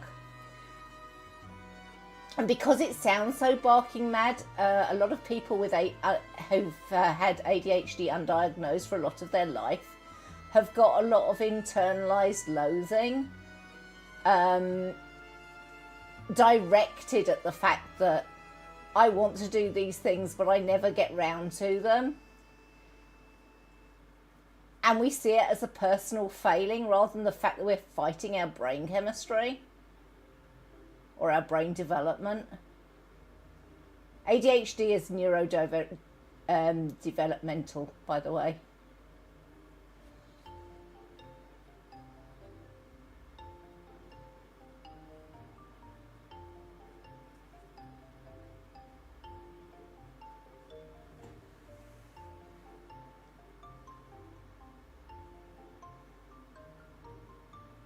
You were just talking about this with your psychologist today. You've been doing your best to be as nice and graceful with yourself when your brain is just being ridiculous. Absolutely. Honestly, it was the key for me being much kinder to myself was the diagnosis. I was like, oh. So now I have moments when I'm like, I know what's going on. I know that this is just my brain having a fit about this. It's not because of some internal, it's not some kind of character flaw, because I think that's how you frame it to yourself previously. You frame it as, I have this huge character flaw.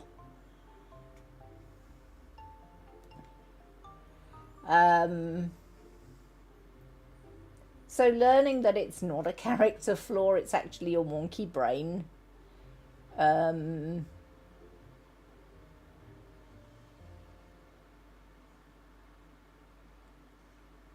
Function, for want of a better word, malfunction.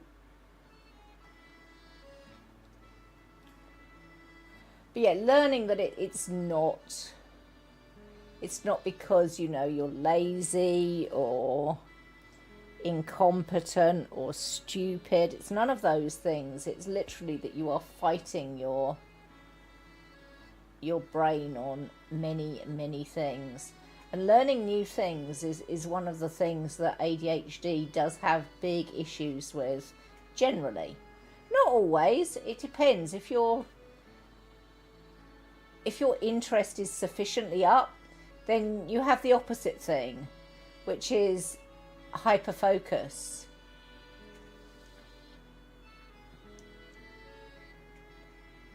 Whereby you get into something and you get into the zone and you do 3 times as much as any sane human being would do in one go. And that's another problem with an ADHD brain, because we always think we're underperforming, because the times when we do get into hyperfocus and accomplish, you'll hear people saying, oh yeah, for example, my last master's thesis, I wrote my last master's thesis in 48 hours. In the last 2 days before the deadline. But it took me until then to get the stress level up high enough to actually start it. But then we say, oh, I wrote my thesis in 48 hours. I could write anything in blah time. I could write a novel in a week, which is patently, utterly stupid. But we did just write 20,000 words in, 2 days. Surprise, surprise, we can't do that all the time. But we want to be able to do that all the time. And we tell ourselves we're lazy because we can't sustain that pace all the time. I was saying to Faye, it's a bit like considering ourselves as cheaters. When we're at full tilt, we're the fastest thing in the world. But you can't sustain that full tilt for long periods. Cheetahs don't. Cheetahs are the fastest land mammal. But they run for 5 minutes and then they chill out for another 6.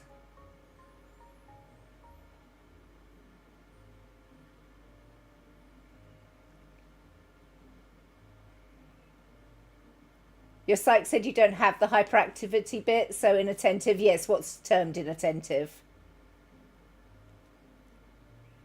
But learning to reframe things so you don't immediately bash yourself is a trip.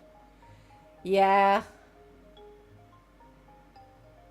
You've also had many teachers go, this isn't a project you can do the evening before, and your brain went, watch me.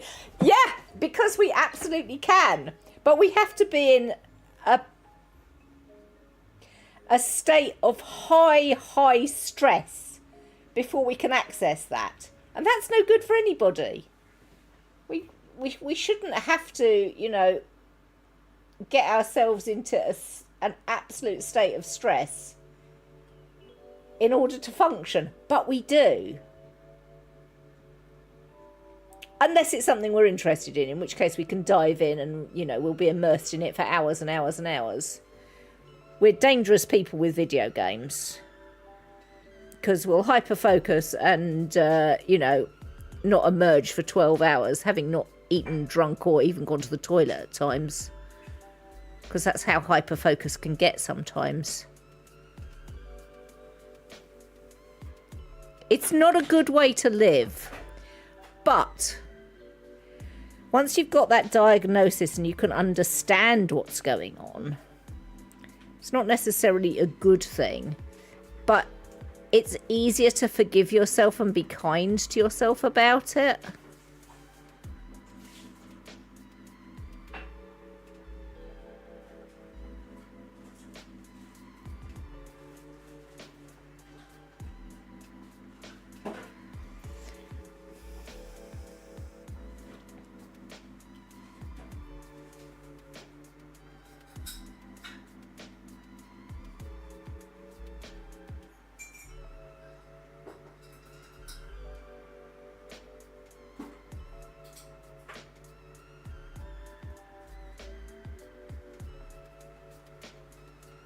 You did that with Fallout 4.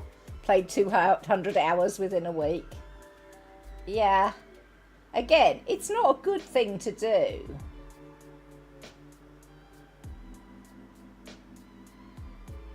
People talk about it being a superpower, but it's a bit like ignoring pain. Pain is there for a reason. Pain is there to remind you not to use something that needs to recover. You know, having hyper focus and ignoring your bodily needs, it's not a healthy way to be.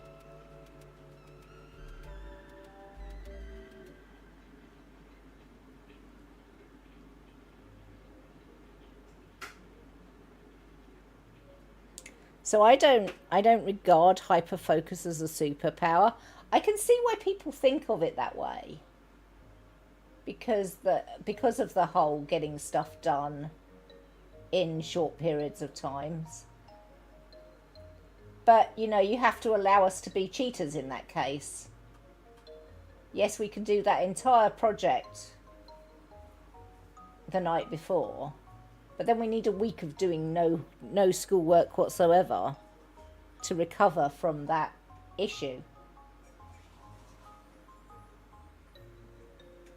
There's always a payment.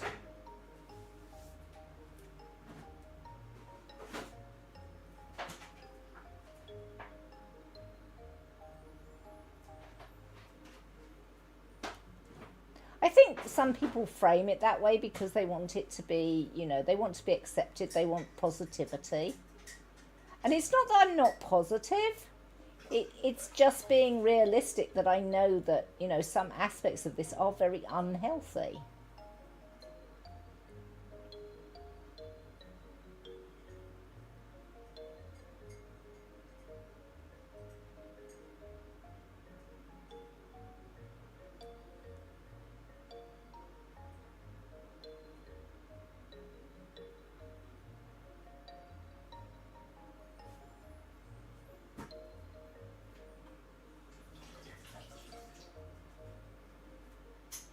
I'm down at the bottom of the canvas again, by the way, so you possibly can't see very much of what I'm up to. Yeah, right down at the bottom right.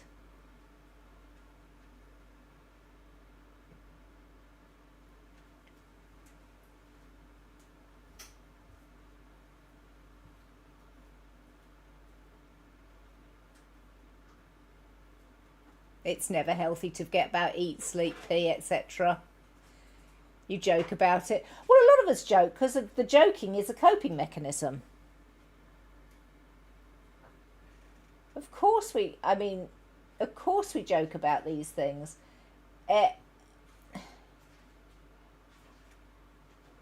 Humour is many things. Sometimes it's a bonding thing with society. A lot of stand-up comedians,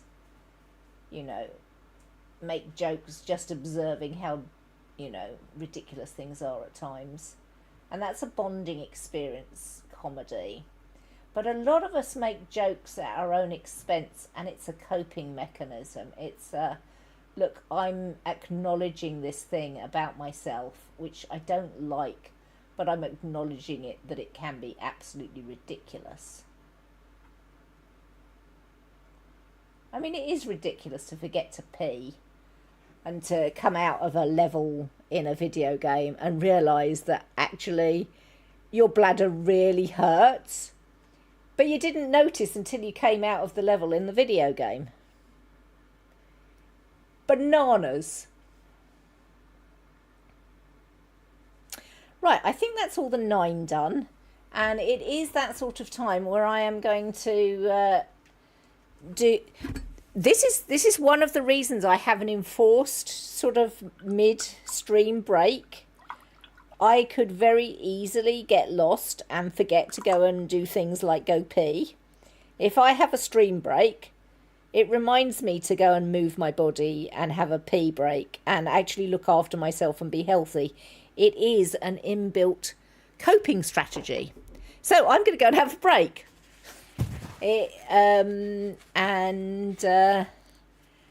So you do the things as well. Grab yourself a snack, grab yourself a drink, medicine if you need to medicate, water if you need to hydrate. Think about moving your body, changing the focal length, being the best you can be, or you can play some Pixel Maze whilst I'm AFK'd. I'll be back within 5 to 10 minutes.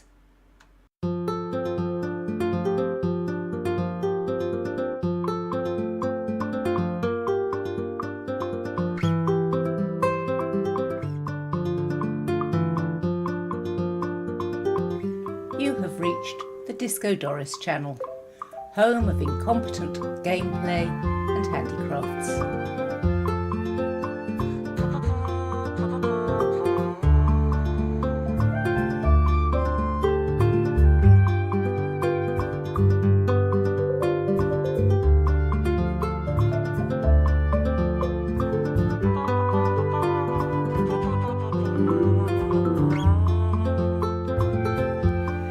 Your custom is important to us.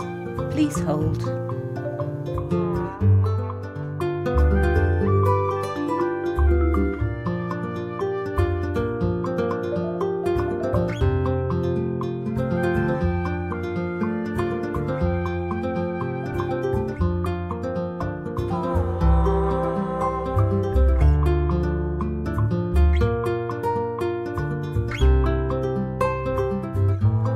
All our operators are busy right now. We will get to you as soon as possible.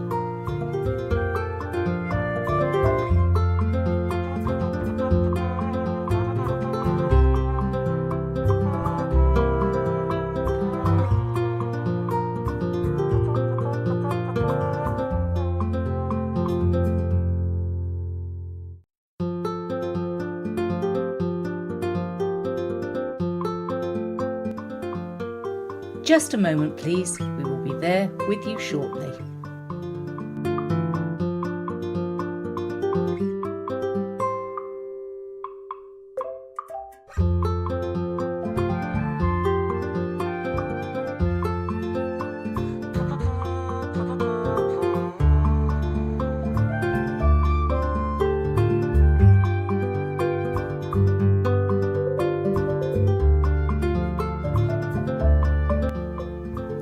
We are your leading source of incompetent gameplay and handicrafts.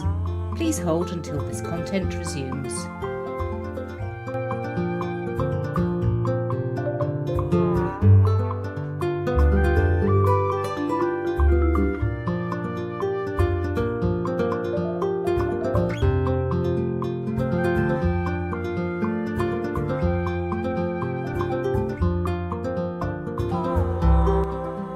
Thank you for holding. Your patience is appreciated, and we will be with you shortly.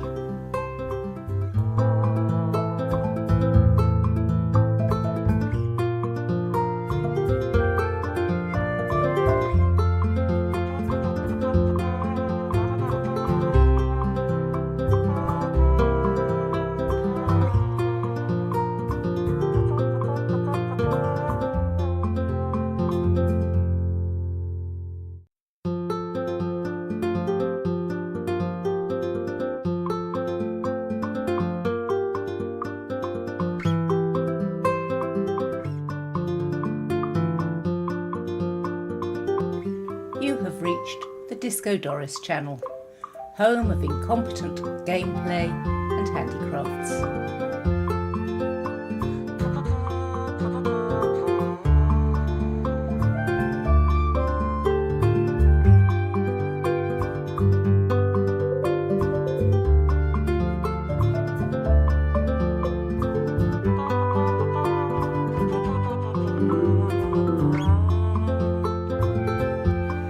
Your custom is important to us. Please hold.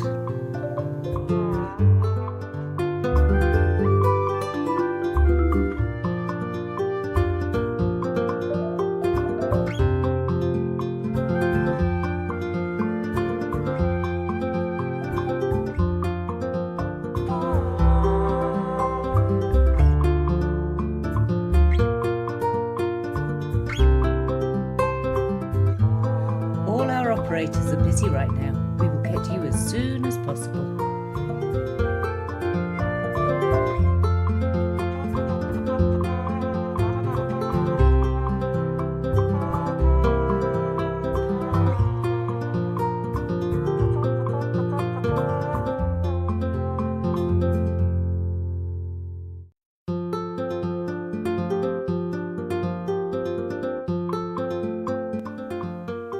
Just a moment, please. We will be there with you shortly.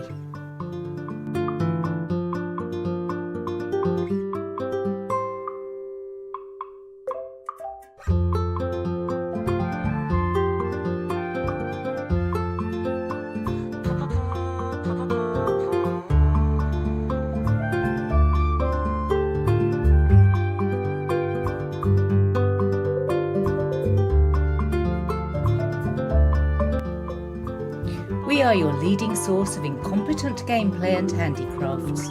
Please hold until this content resumes.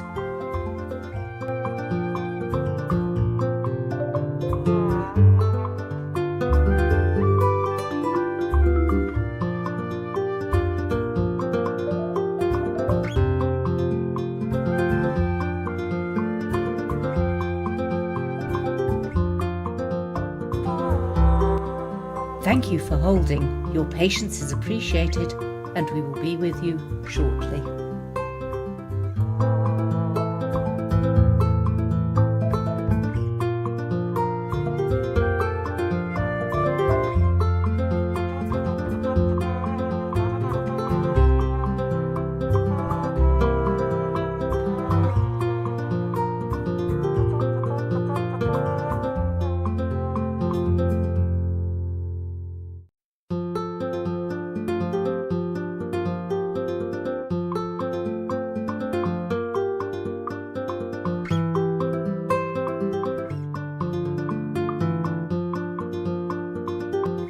You have reached the Disco Doris channel, home of incompetent gameplay and handicrafts.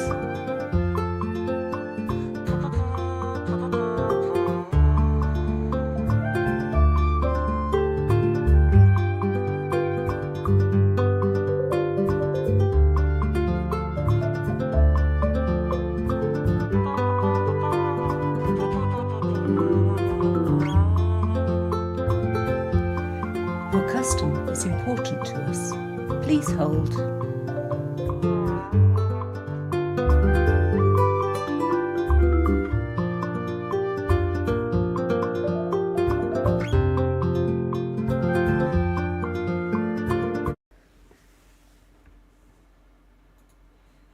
Sorry it took me a moment to get back then.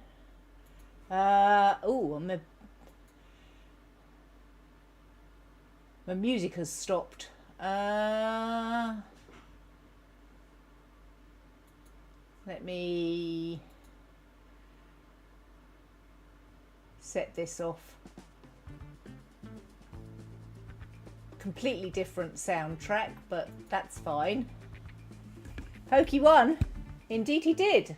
Cade in second and Curls in third.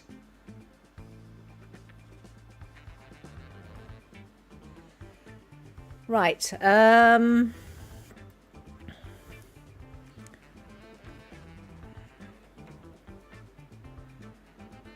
Oops, what am I doing here? I'm putting my things back in order. Right, what paint colour to do next? I think I'm still tempted to do 5. There's a lot of 4 and 6 in the water, so there's a lot of 4 here, and then right throughout, and there's a lot of 6. But I want to give these colours a bit of time to dry. Not that acrylics are too bad for drying times. Most of it will be dry already. I think I'm going to try 5 and work with that colour. Prise the paint pot open. They really are quite stiff on first opening. Oh crumbs, this is a very bright blue.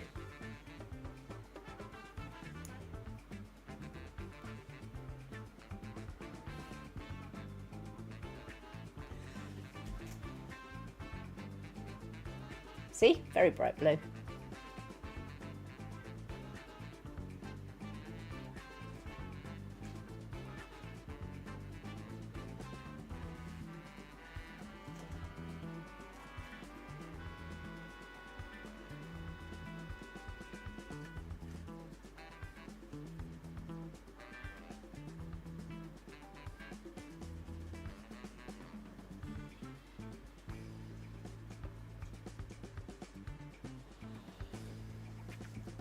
My music has stopped is your most known sentence when someone on someone's stream. Oh, I know that oils are the problems that don't dry for weeks, but at the same time, they need a little bit of time to dry.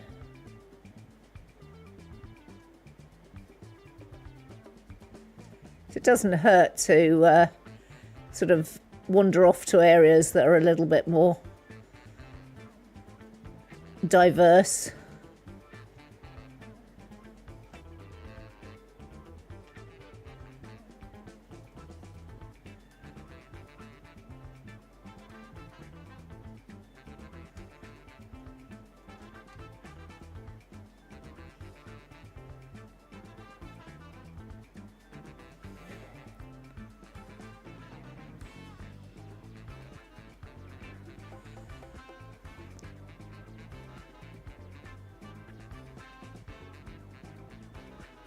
I've actually put on the playlist I curated for City Skylines, which is quite diverse musically.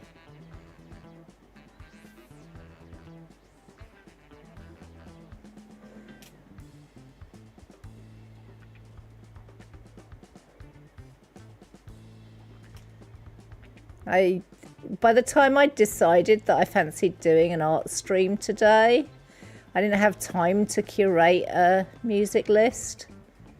Which is a bit sad, but it is the way it is.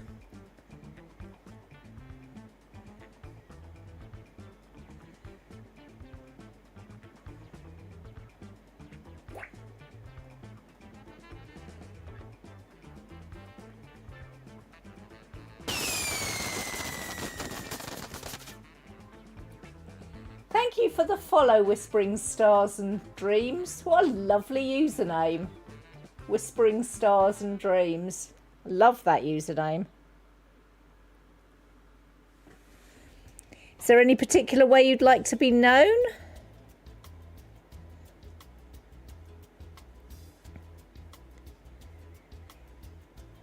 And if you do want to join chat, I mean, don't feel pressured to join chat, because I am absolutely good with lurkers. Love the lurkers. They are the backbone of Twitch.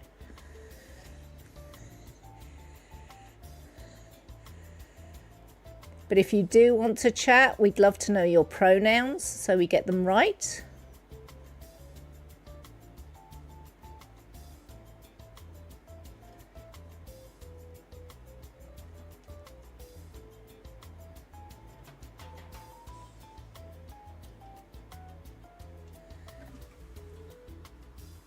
You're headed off to the pool now. Have a lovely time, Grove. Have a lovely time, Katie. And yeah, that's a lovely idea. Everybody do something fun for yourself today. I am having fun. I am really enjoying the paint by numbers. And when I went AFK just now, Pokey described it as painting and prattling. I am enjoying the painting and prattling.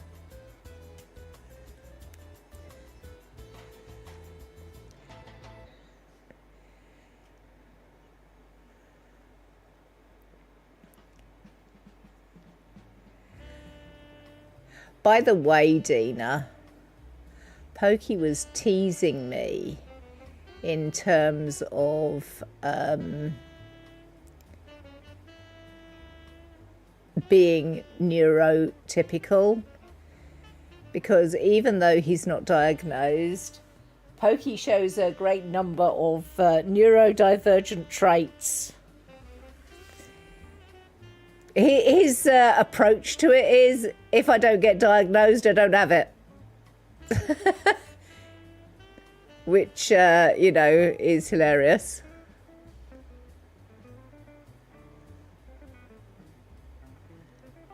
But yeah, he's more spectrum ADD than, spectrum, yeah, ADD than ADHD. So yeah, there was a tease in there for me that as he's a neurotypical person, it's sometimes difficult. He does think very differently to me because our neurodivergences are very different.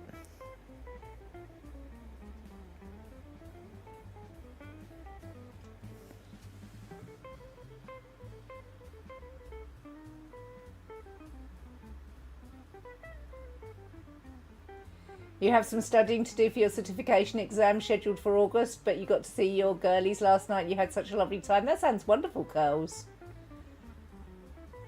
He has a very, very obvious special interest, the house tech and PC stuff. I know, right?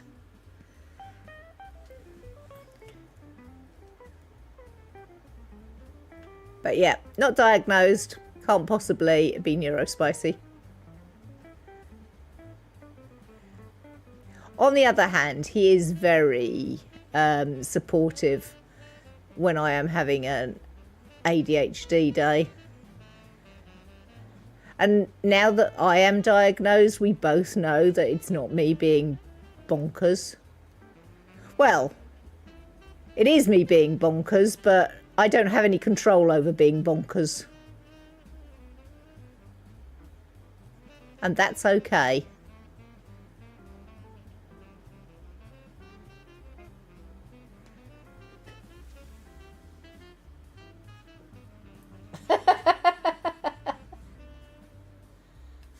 Oh, absolutely.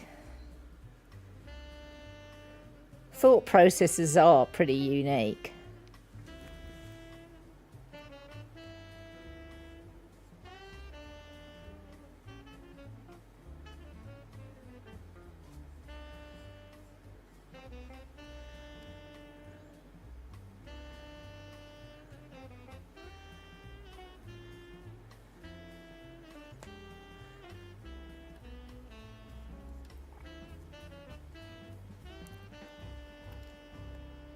I know that you're never going to seek a diagnosis, Pokey. It's fine. I love you just the way you are. The way you are is just not neurotypical.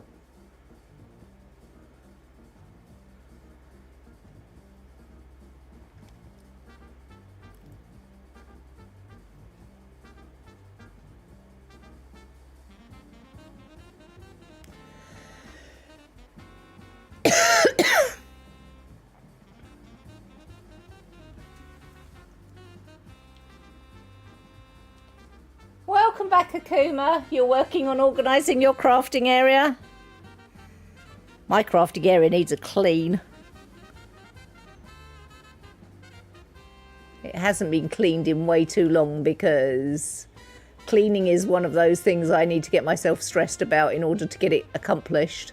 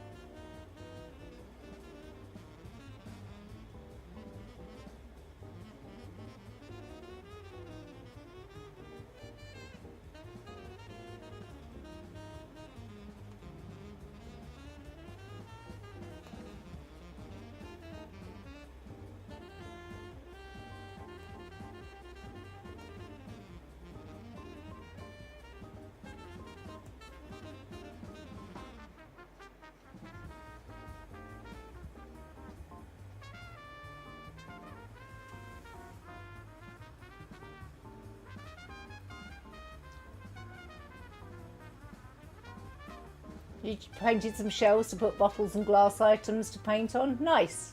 Now you just need to go through it all.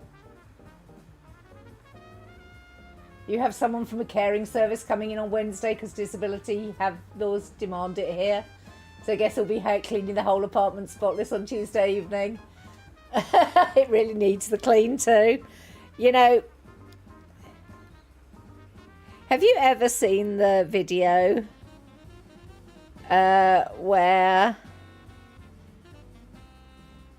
there's an ADHD man and he's waiting for his friend to come round, and he was like, and the friend doesn't appear, and he texts the friend and he says, I thought you were coming round. He was like, no, I was never coming round.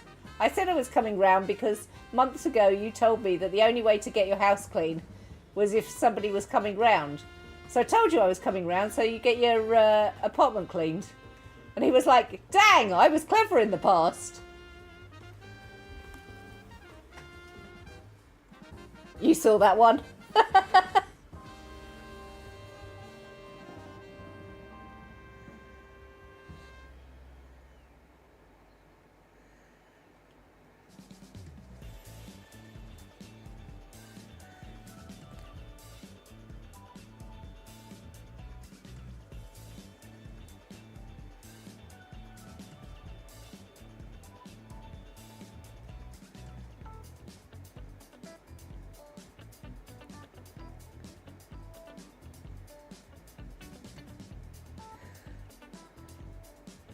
I'd forgotten this playlist is a little bit of a different vibe to the normal vibe in here.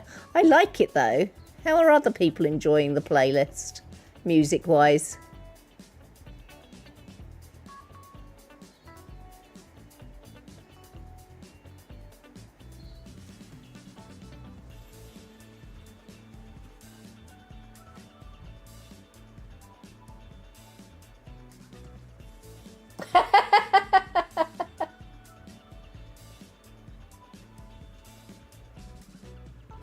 How are you doing, Vio? It's been a while. I mean, I know you're busy, so that's not a why the heck aren't you here more often?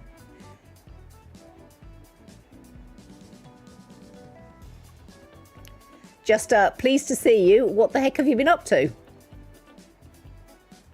Is everything in the life going well?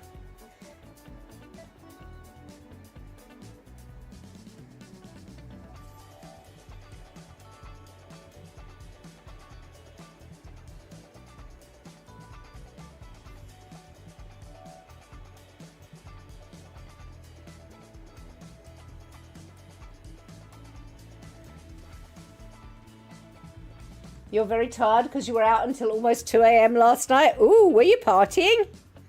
Probably not, but were you?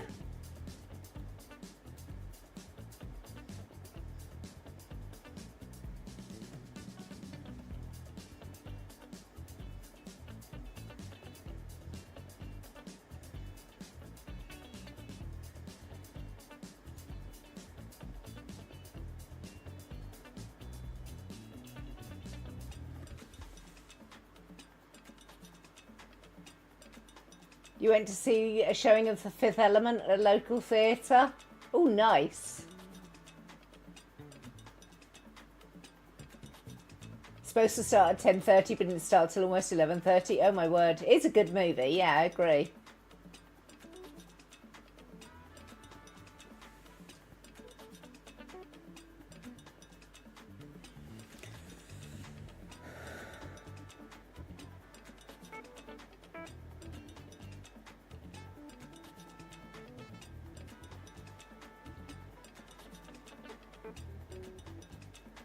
So our local theatre, like stage theatre, not cinema, is going to have the Rocky Horror Picture Show come to it. Pokey was unaware that there was a stage version of Rocky Horror.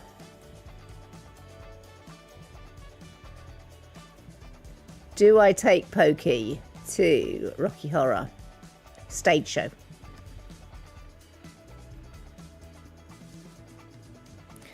Also, Jason Donovan is playing Frankenfurter.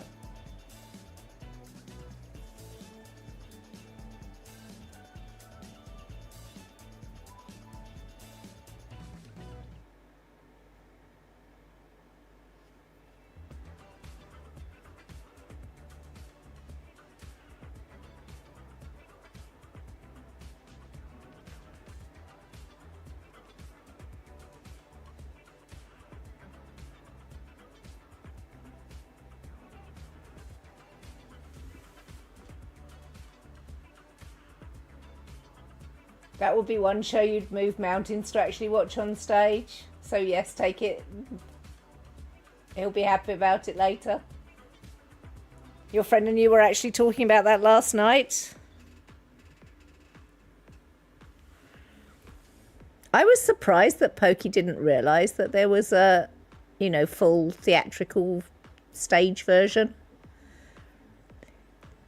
Because he'd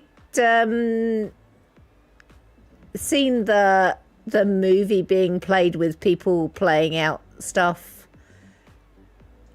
underneath the film, but he didn't realise it was that you could go to a full stage version.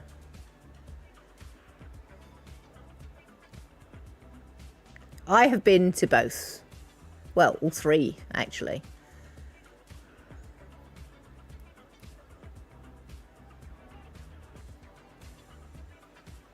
I think I was 16 when I went to the first Rocky Horror Picture Show. But the Rocky Horror Picture Show is the film version.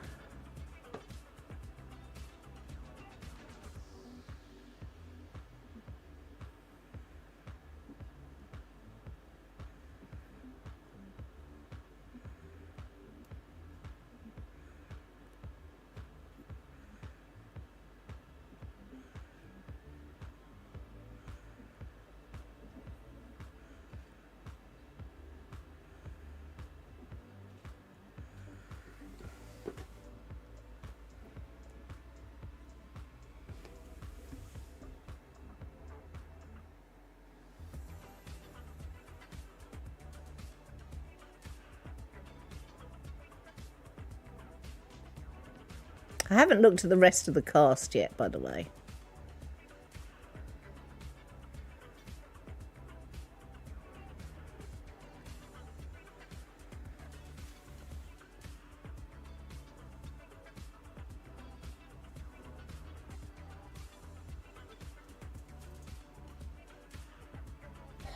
Hello, Dave Dunno.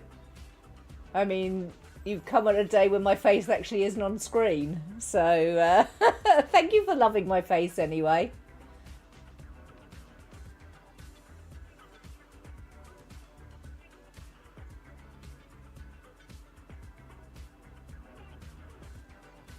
It's unconditional love. That's the best type of love.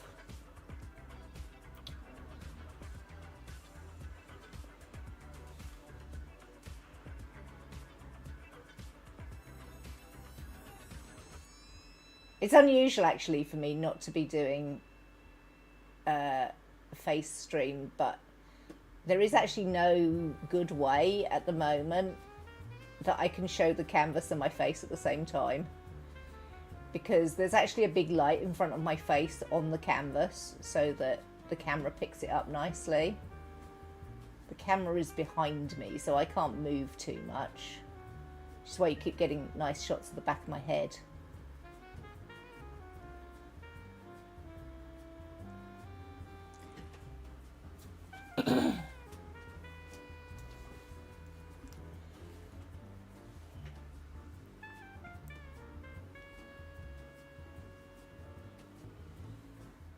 And what brings you here, Dave?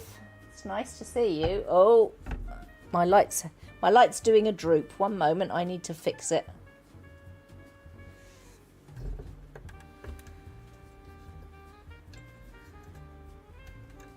There we go.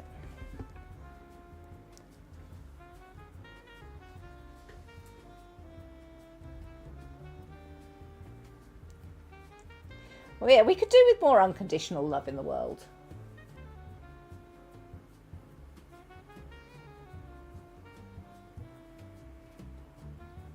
Sadly, a lot of people seem to think that, you know, love is transactional. If I do this for you, you should be doing this for me. That is not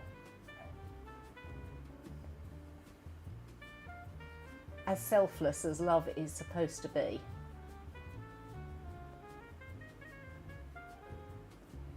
Because as you remember, I recently gave Fate a very expensive birthday present. I can afford it. I'm good with it. I gave it for the best of reasons. And despite his shock and shouting at me, Fate understands that. But he told his mother that I'd done what I did. And she was like, well, what are you going to get her for her birthday? And it's like, it doesn't matter what you get me for my birthday. Just put some thought into it. And he didn't even need to do that, because he was one of the people that, you know, showed love on when last week happened. And he sent me a comfort package. That's thoughtfulness. He didn't do it because he wanted something from me. He did it because he wanted me to cheer up. You followed me when seeing me in the chat of another streamer. You like meeting streamers and chatting. Oh, okay. Well, thank you, thank you. It's lovely to see you.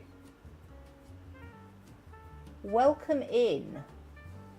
I think you should have some follow emotes that you can use in the chat here. Sadly, can't use them anywhere else, but you've got the follow emotes, so you're very welcome. I mean, I am doing a lot of chatting today whilst I do this paint by numbers.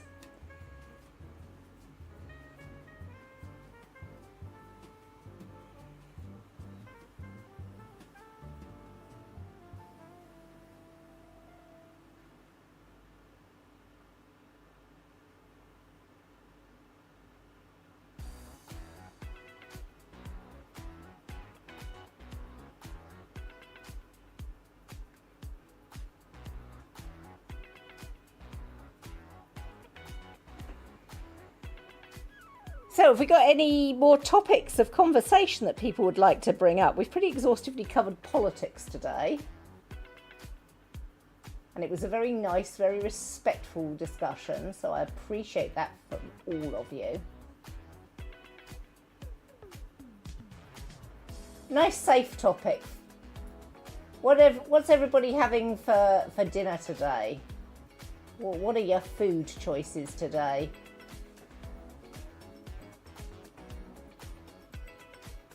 I'm hoping that Pokey's going to share the lemon drizzle cake that my mother made with me at some point.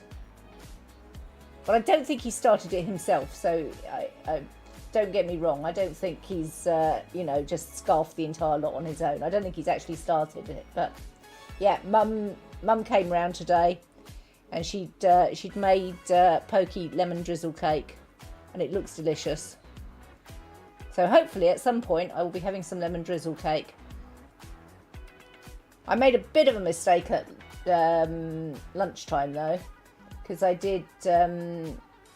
I got some pre-marinated barbecue chicken, and I hadn't read the ingredients properly, and I had a tingly mouth. My mouth was on fire. There was pepper in it, so I had to steal some of Pokey's ice cream for the dairy to calm my poor abused mouth down a bit.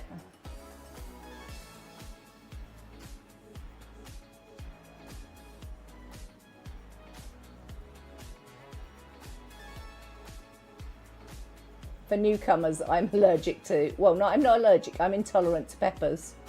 So, yeah, that was an issue. And that's all types of pepper, like chili, black pepper, white pepper, vegetable peppers, all of them. They all upset me. I'm not allergic, it's not going to harm me. I'm just going to be very upset about it.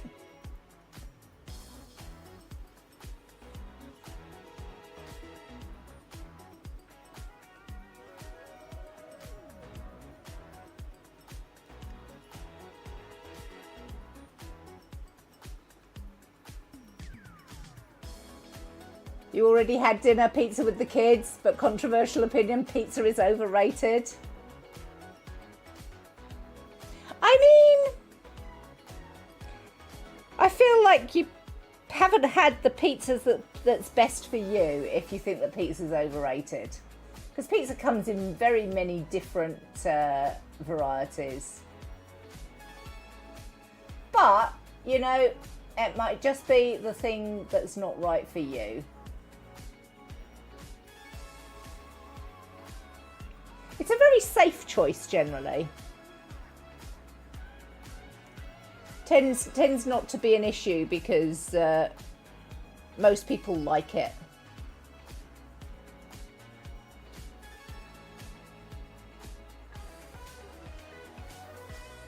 I'm one of those terrible people that likes pineapple on my pizza. You know, that might lose me viewers, but I have to confess, pineapple on pizza does it for me.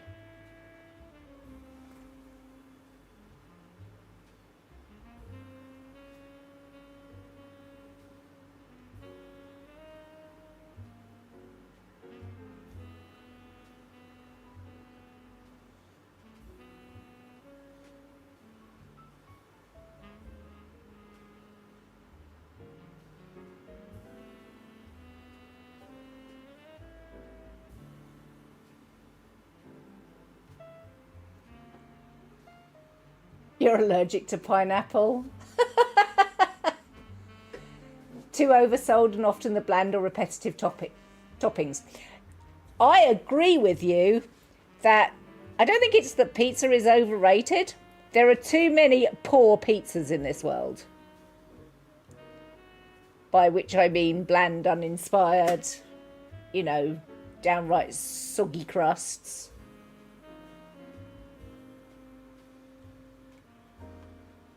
Curls is aghast. I know you're joking. It's fine. I hope I was joking when I said I'll lose viewers over, you know, liking pineapple on my pizza. I would hope people are not quite so easily offended.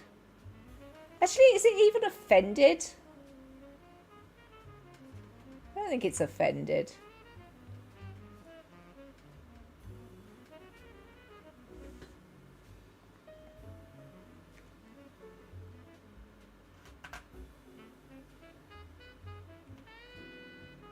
I don't know the right word though.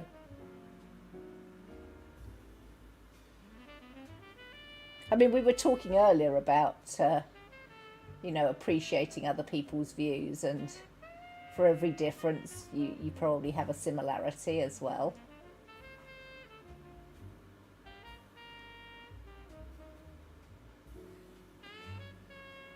I know I mentioned this yesterday, but I know we've got a few different people in chat today. I've been watching a program chronicling the uncovering of a new area in Pompeii, so, you know, the archaeology. And they uncovered a fresco in Pompeii, so we're talking from, you know, round about just the very, very early parts of, so I think it's AD 79 that the volcano blew, so... and their fresco, they had a lovely platter of food, fruit, a goblet of wine on it. And it had what looked for all this world like pizza. Obviously not the same thing as modern pizza, because quite apart from anything else, haven't got the tomatoes, because the tomatoes come from the Americas, so tomatoes do not make it to Europe until 16th century at the earliest. I don't actually know when tomatoes were introduced to Italy, but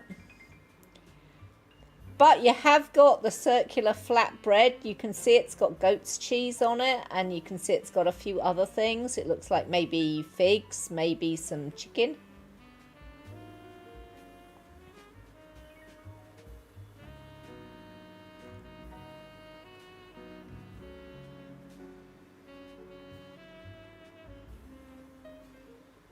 There was a whole section in the program about what diet can tell you.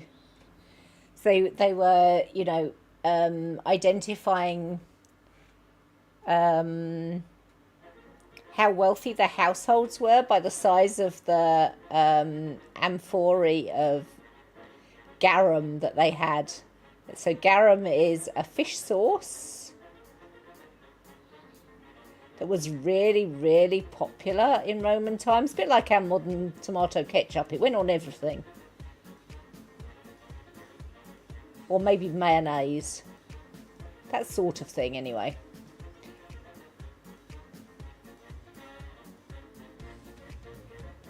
And the more wealthy you were, the more fish sauce you were likely to have laid in.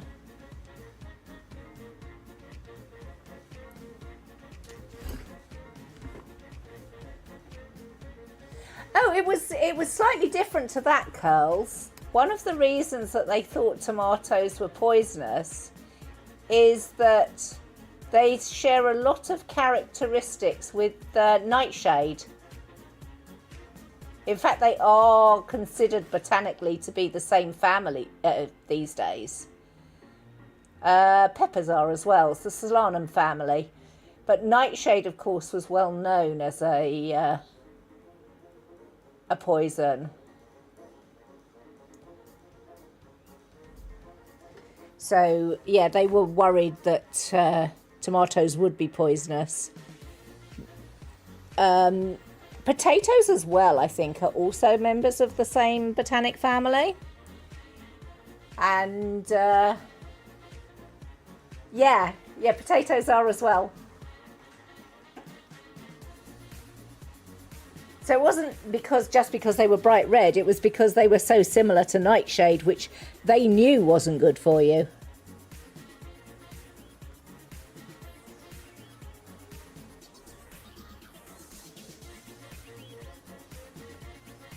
I feel like this is always an interesting topic, that people think that ancestors were dumb for whatever reason. No, they didn't have the same access to information that we have.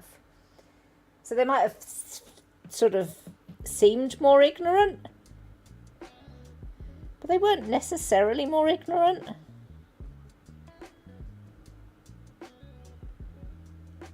And they certainly weren't more dumb than we are today.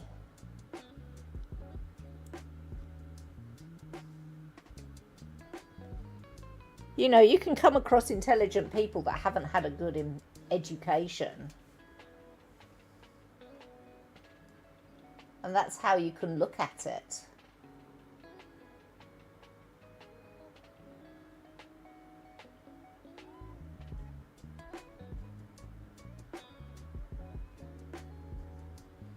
And certainly the nightshade let's be very cautious of this thing. Makes complete sense to me.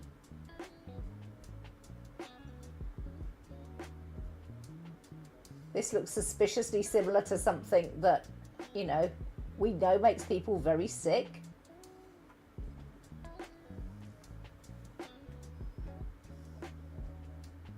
Absolutely be cautious of it.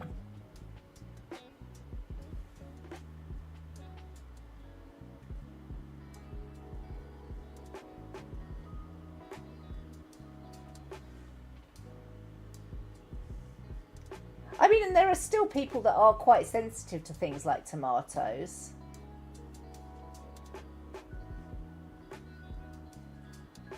I think it's quite a common one to be an allergen, tomatoes.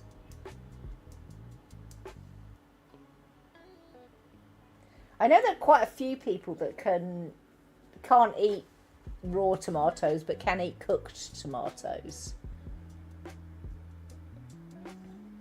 I don't know whether there's any that are vice versa, that people that can't eat cooked that can eat raw.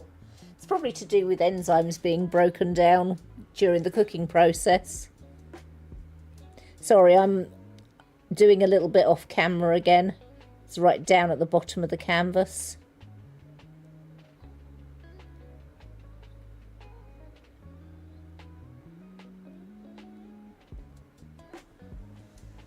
I tried to get most of it, but it's not easy to get all of the canvas in the shot.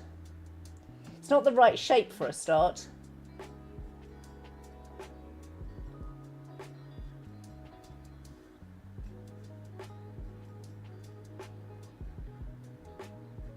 If our ancestors were dumb, we wouldn't be around, is always your thought. Well, I mean,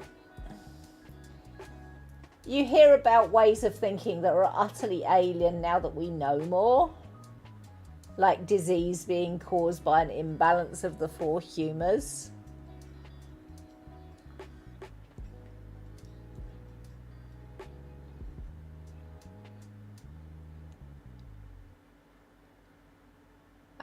And it's easy to fall into the trap of, oh, they're being a bit dumb. No, they weren't being a bit dumb.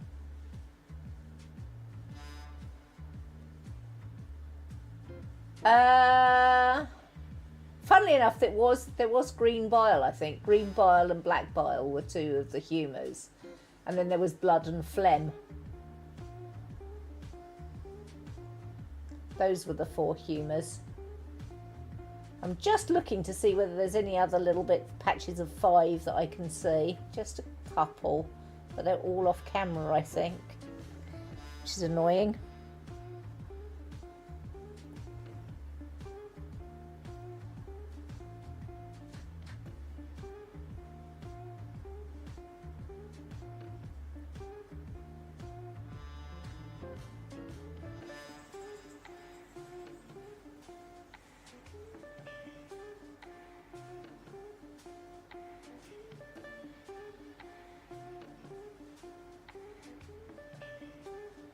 Just going to wipe my brush out a little bit, so I've got a little bit too much on it, and I will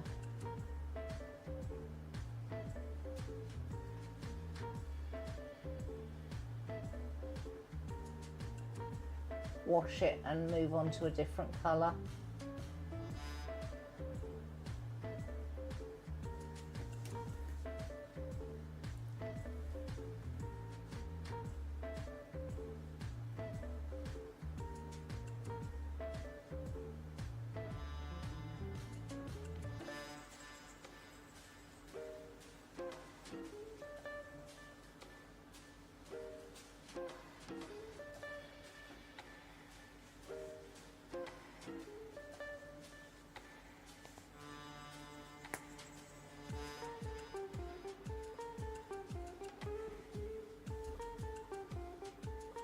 I'm not entirely sure where the black bile comes from either.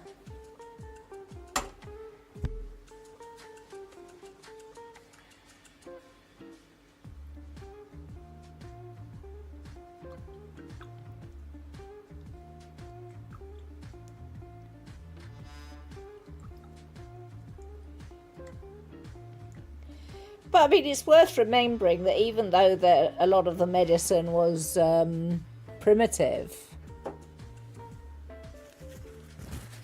a lot of people were nursed through illnesses. We still managed to keep people alive through many things.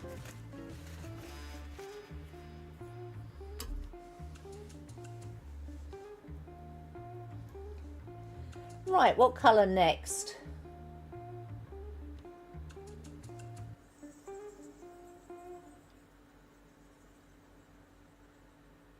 I wonder whether to start some of the middle colours.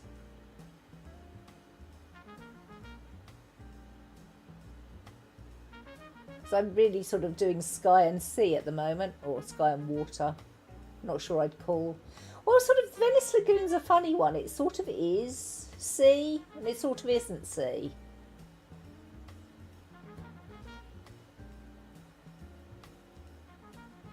So the lagoon is actually attached to the sea, which is why cruise ships used to be able to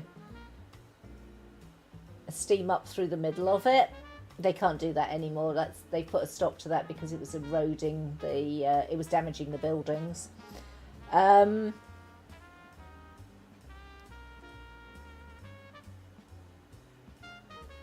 it's also fed by 2 rivers.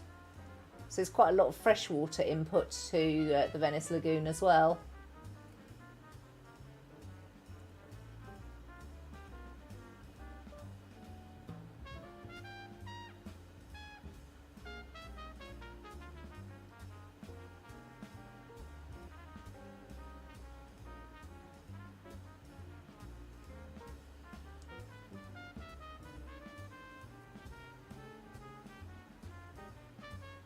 I think I'm going to use 4. Which is another one of the blues.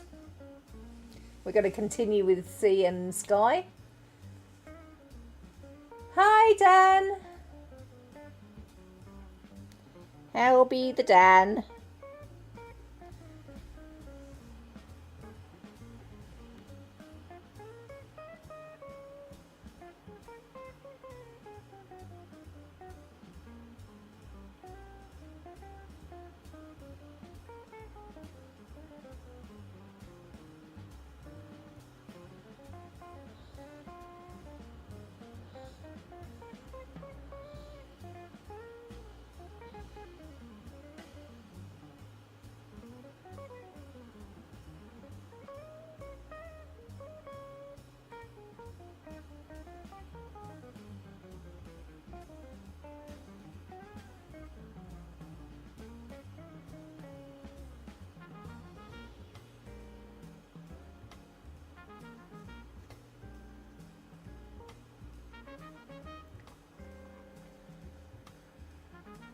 Dan's naked on a 7-stream streak.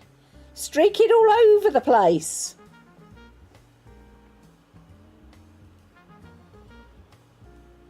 Well, you know, we're all about body positivity here. We're all naked under our clothes.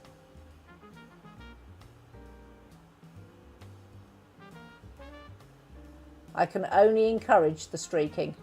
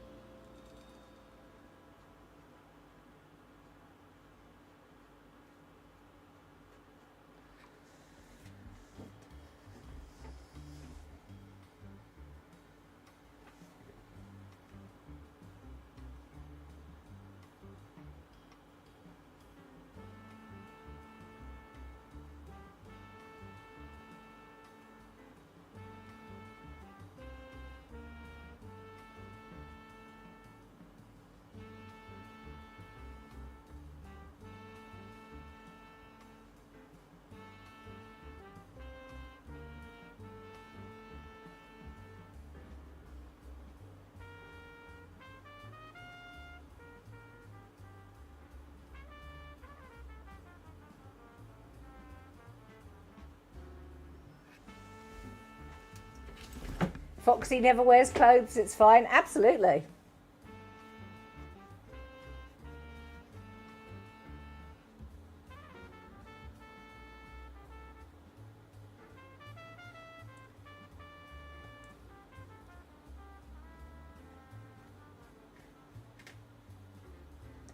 I mean, please don't go out into public and get yourself arrested without clothes on. But if you don't want clothes and you're somewhere where it doesn't matter, don't have clothes.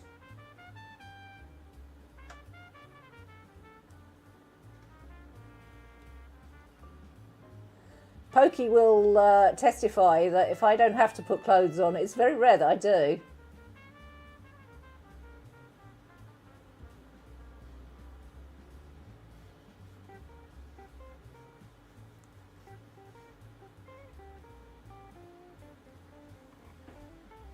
You do what you want? Absolutely. I'm not telling you what to do. I'm just offering the encouragement to do what you want.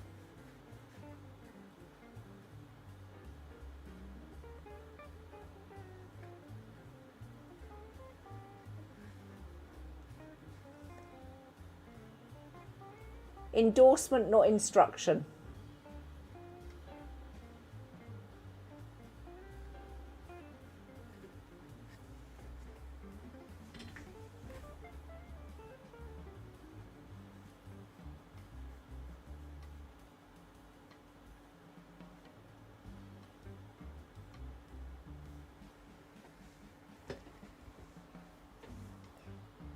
You need me to come bail you out of jail.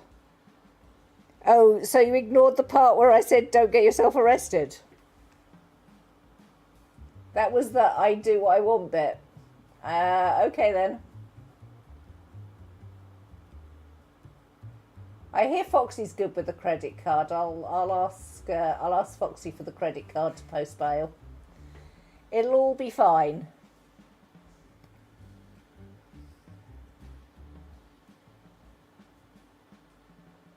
Hi Soda, how are you? Good, I hope.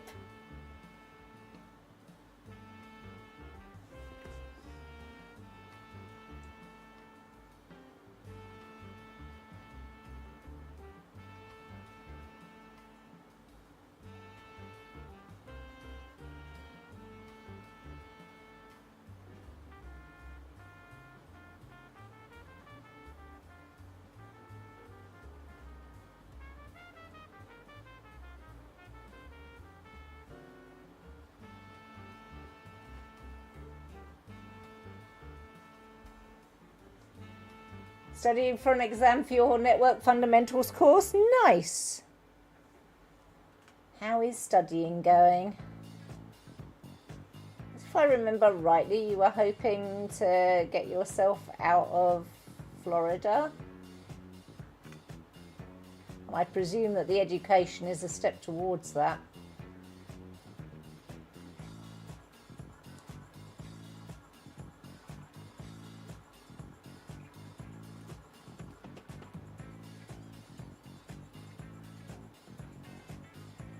The Florida was a slight question mark because I'm pretty sure it's Florida, but I could also be wrong and then I'll feel stupid.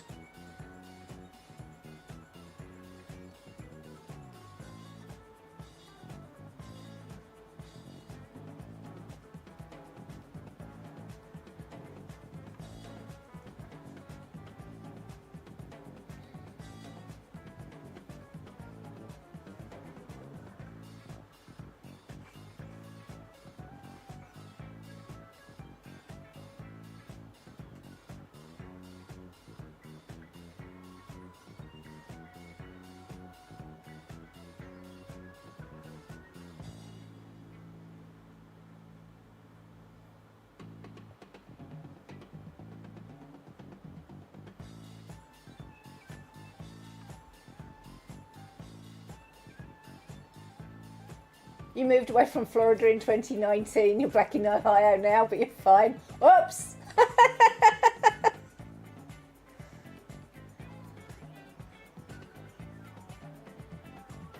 It must be somebody else that's trying to flee from Florida.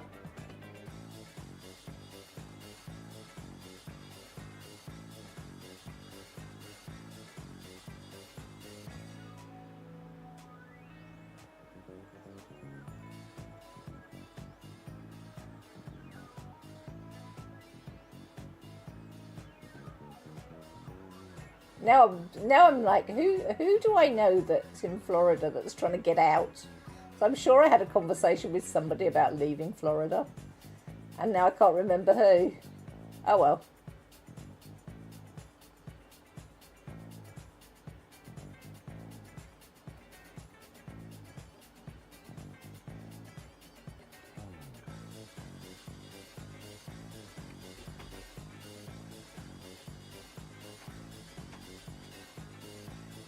Oh.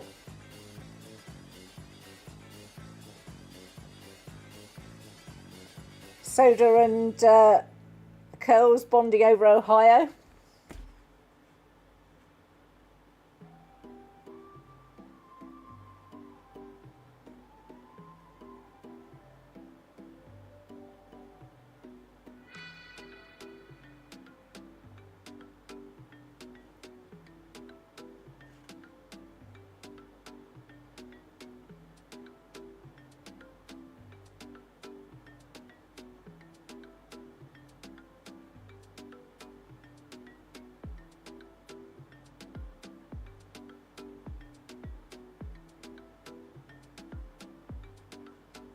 I'm wondering whether I should move to the smaller paintbrush for 4, because we're now in the areas where it's getting smaller and smaller.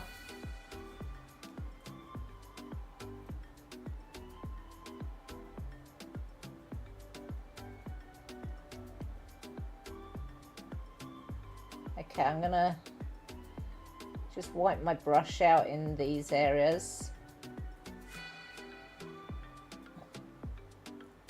Then I think we'll move to the smaller brush. Right, let me wash my brush out.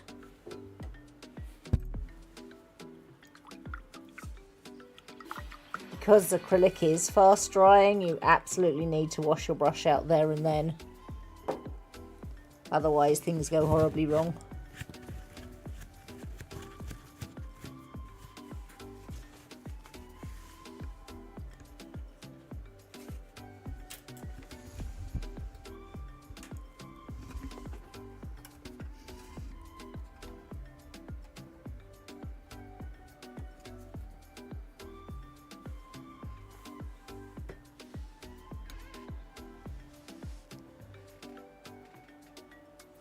You're looking to get out of Ohio to go back to Florida? Over to Lancaster in Pennsylvania? Oh, why Lancaster in Pennsylvania?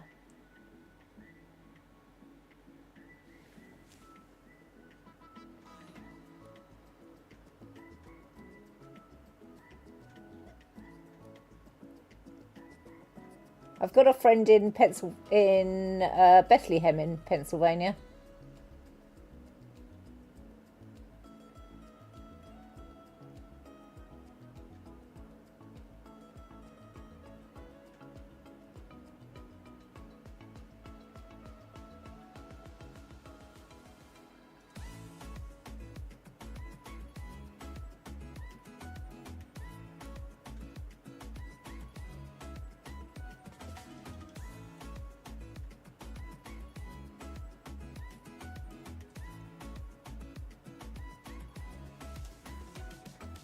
You've got friends over in that area that just moved there not long ago. Ah, I see.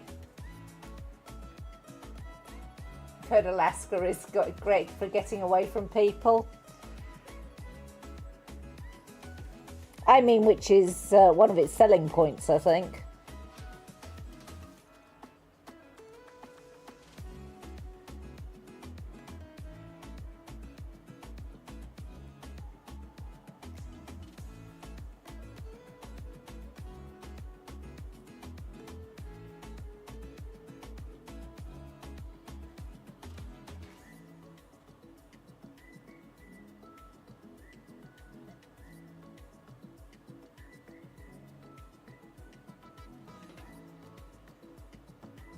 I think that's why Fate loves Idaho. There's not too many people there either.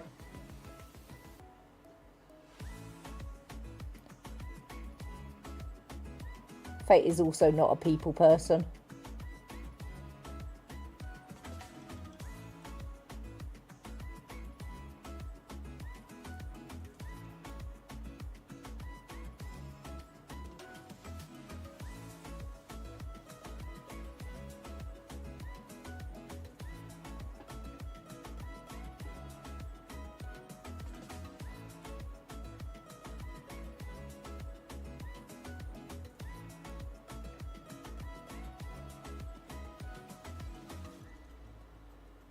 Talking of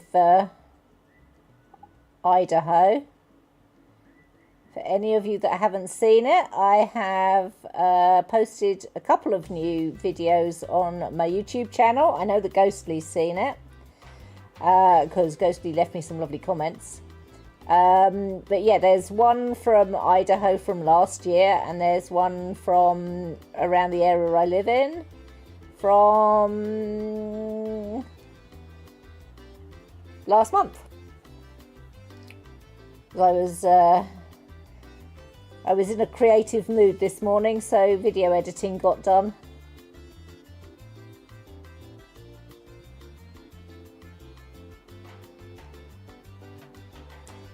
I should probably set stream elements up to pimp my YouTube channel for my... I say pimp. I don't really need my YouTube channel to grow, but I like to share what I've been up to with everybody. That's why stuff's up on YouTube, so you can see what I'm talking about when I talk about going walking places, or I go away on vacation or whatever.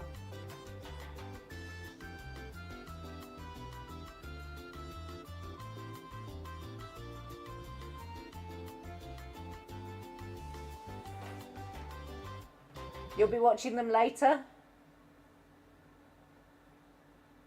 You hear Oregon has been overrun by Ryans. I think Oregon is the initial place of the Ryans. I think the Ryans have returned to Oregon rather than overrunning it.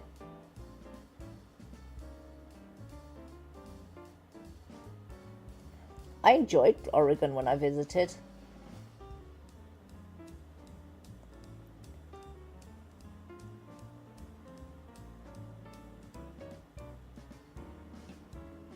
Had a sort of... I think the Pacific Northwest generally has quite a European feeling to the nature and the climate.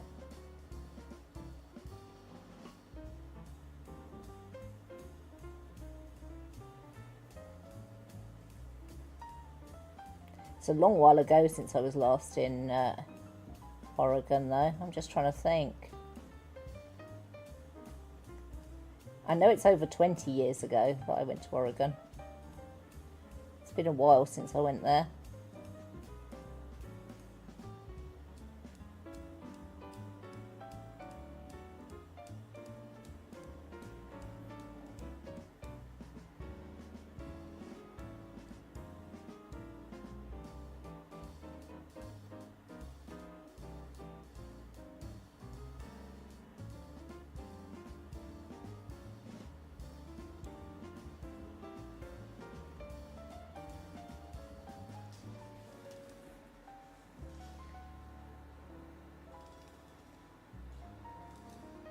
You love Ohio for what it is, but the weather drives you bonkers there.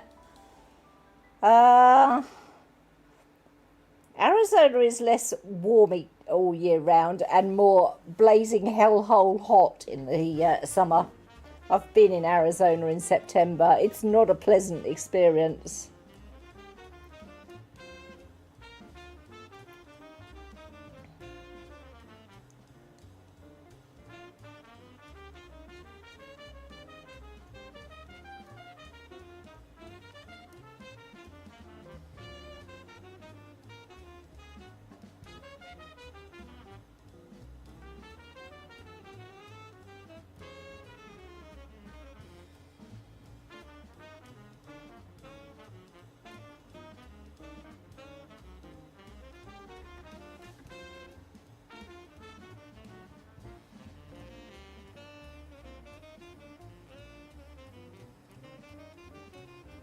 You don't mind that as long as it's a dry heat.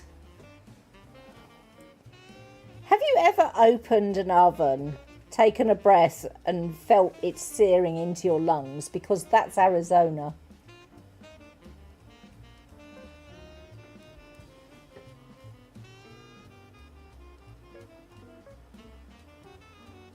A place where you can't walk more than half a mile without being threatened with heat exhaustion. Not even exaggerating. I'm British, we walk everywhere. You can't walk in Arizona.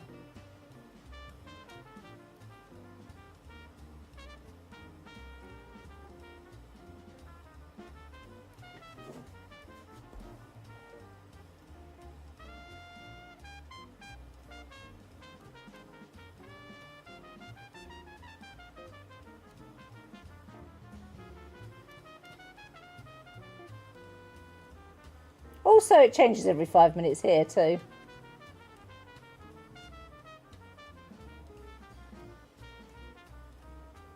Contrary to popular opinion, it doesn't rain in Britain all the time.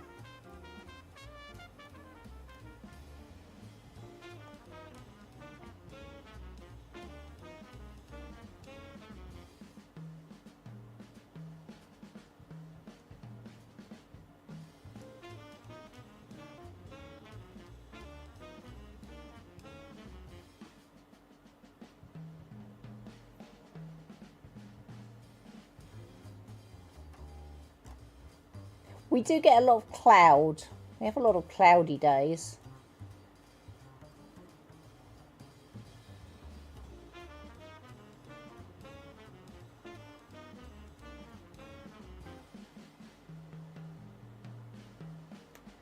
I'm wondering whether you're actually being able to see me paint or whether my own hand is in the way of you seeing me putting the detail in down here. It's quite possible that my own hand is in the way.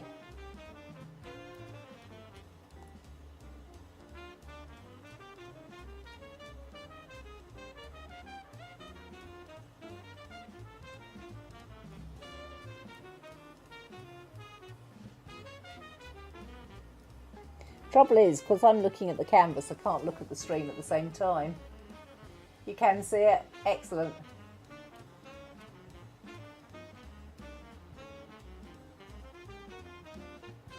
(93 Fahrenheit) with 41% humidity. Do you think that that's high humidity, Curls? Never come to Britain. We have above 80% humidity most of the year. You really know what misery is when it's like 30 degrees Fahrenheit and 90% humidity.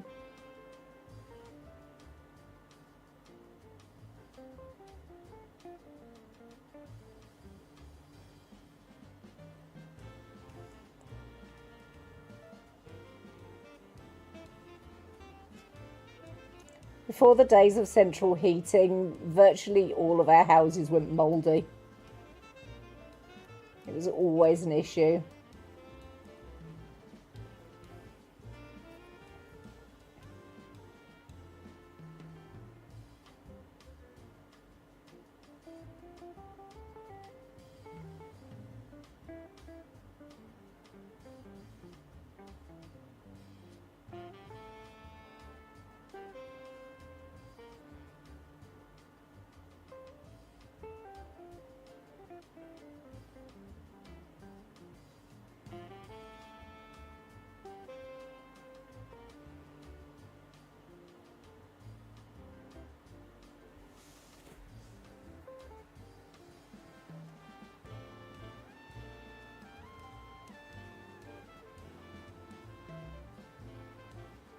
Any humidity is high. That's actually, that humidity thing is one of the reasons that, honestly, 78 is not nice, I agree. But it's one of the reasons that air conditioning is not such a big thing over here. Because the whole evaporative cooling doesn't really work when you have humidity as high as ours.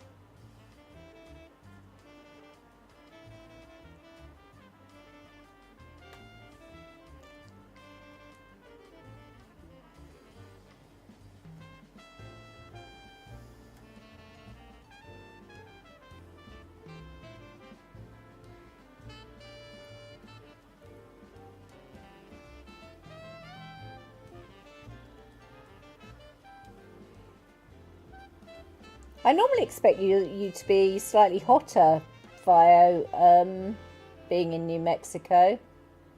Or is it time of year? It's a bit lower this time of year than later on.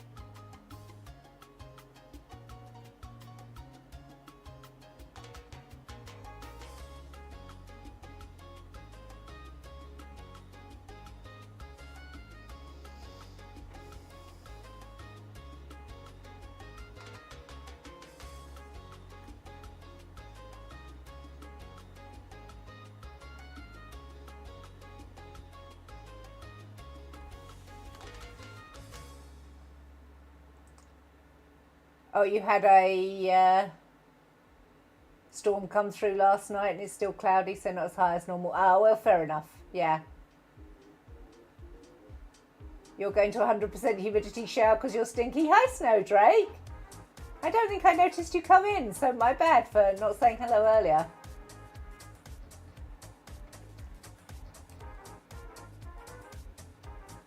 It's been very cool here so far. We haven't had any, you know,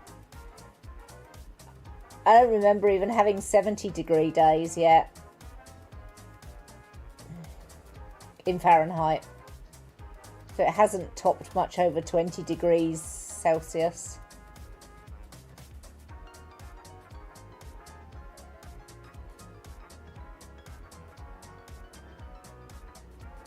I had a moment there where I had to try and work out where the bit I was painting was.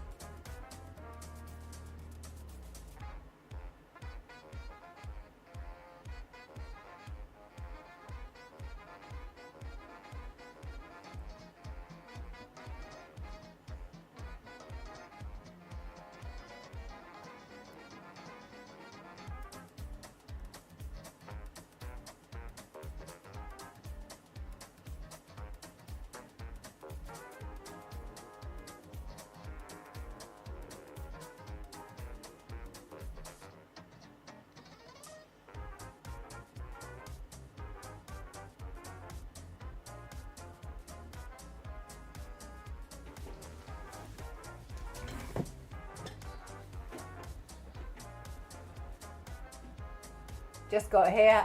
Okay. You have a 25 to 28C day coming tomorrow? Yeah. Which is perfect because today was still bearable to work outside. So you got your work done, Snowdrake. I'm glad to hear that because I know you were doing stuff today.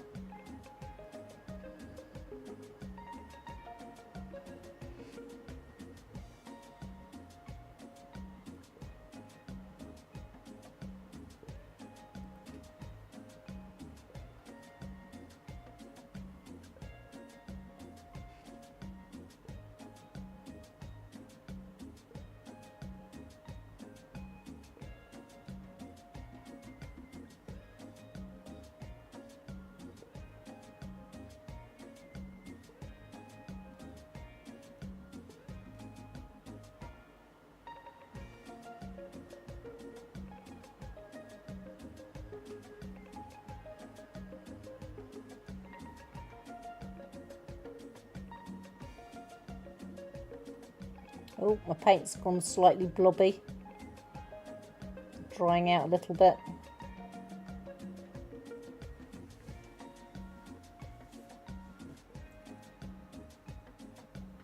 One garden wall completely broken down, loaded and ready to go to the recycling area. Completely full of ant nests. Oh no. Oh no. Otherwise it went great. I'm sorry to hear that the ants were, well, I mean, you'd be cross too if somebody was breaking down your home, wouldn't you?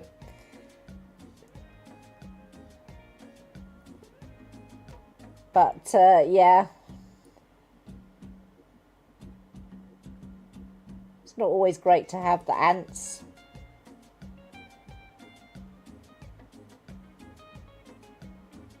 We have quite a few ant nests in the garden as well. I don't think I've ever been pinched by one though. And yeah, ants do bite. They have quite a set of mandibles on them that they will pinch your skin.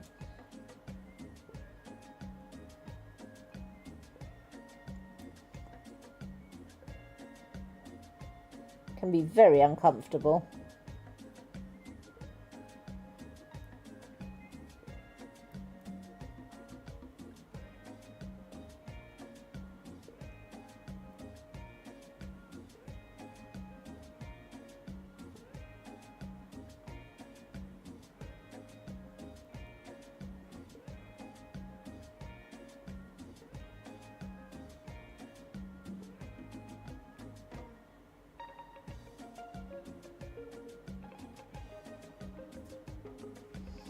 There is so much of this colour, and it's all tiny, tiny pieces. I mean, there are bigger pieces as well, but there are many, many tiny, tiny pieces.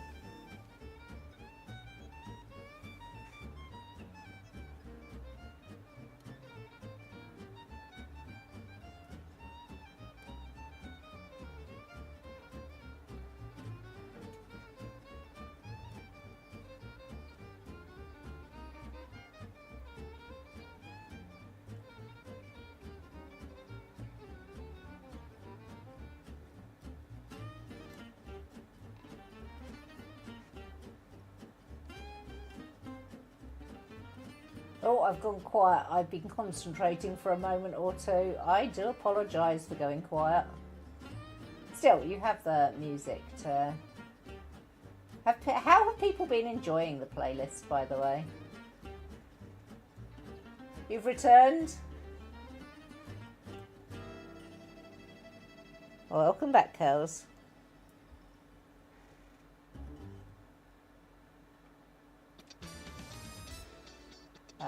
Up here. There we go.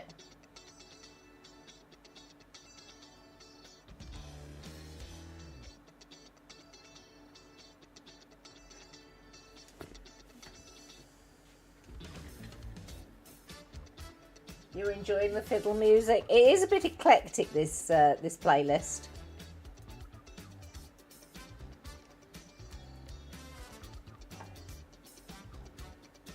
So I put it together originally for City Skylines 2, so it's sort of a bit more urban than, you know, urban inspired than I normally listen to. There's quite a lot of funk on it.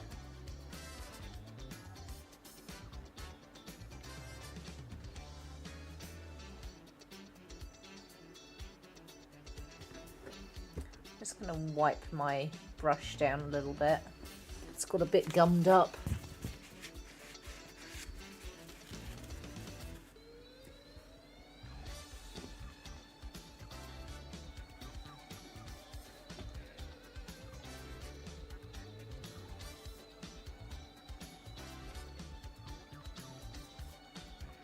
And I had to take a moment to work out where I was working.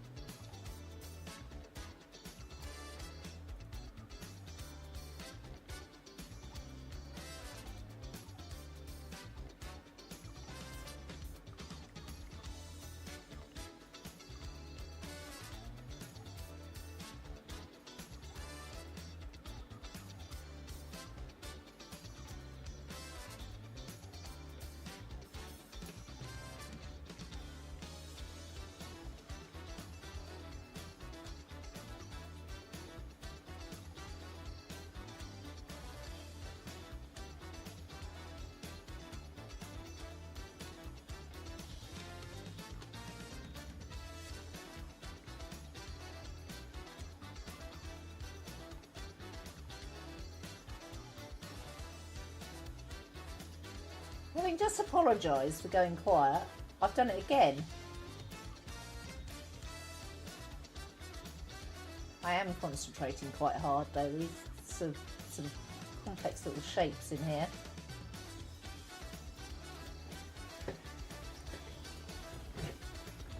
You remember listening to it for City Skylines and you loved it then too? Nice!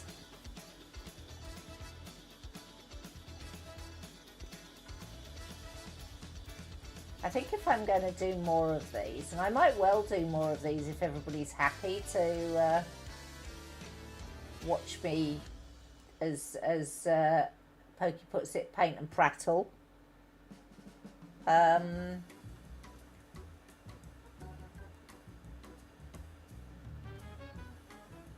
Should I save this for streaming? Or are you okay for me to do bits of it away from stream?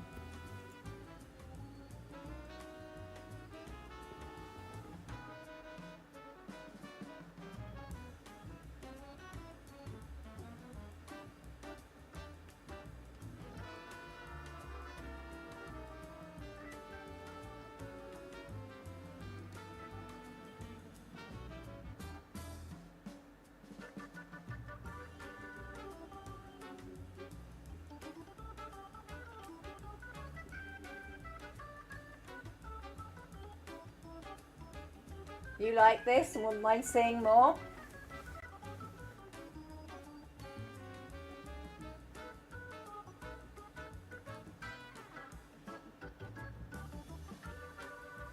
I mean, it's not the most skilled thing in the world. It's a bit like colouring in, but just with paints.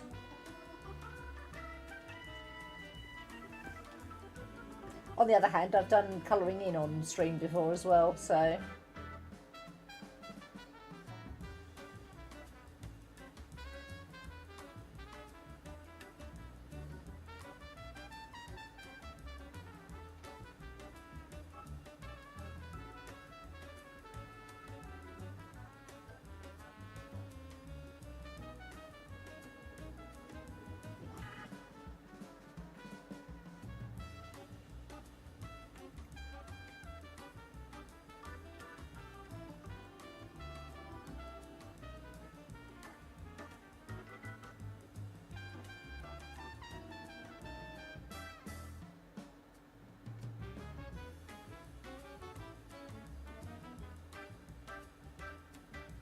I feel like this music wouldn't be out of place in Austin Powers.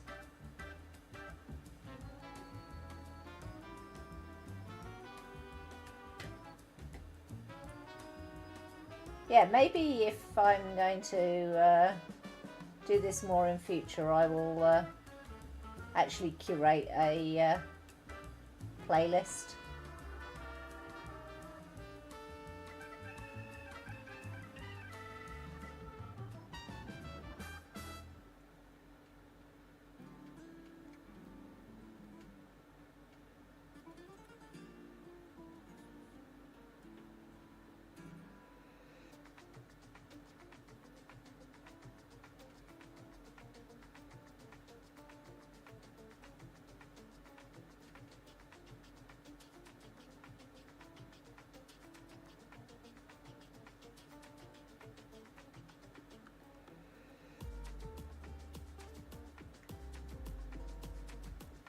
And this one wouldn't be out of place, you know, sitting somewhere sunny in Spain having a beer. Oh, hi Hellgod Moon. It's nice to listen to a streamer doing crafts while you're doing your own. You're currently painting stripes on your arrows. Nice.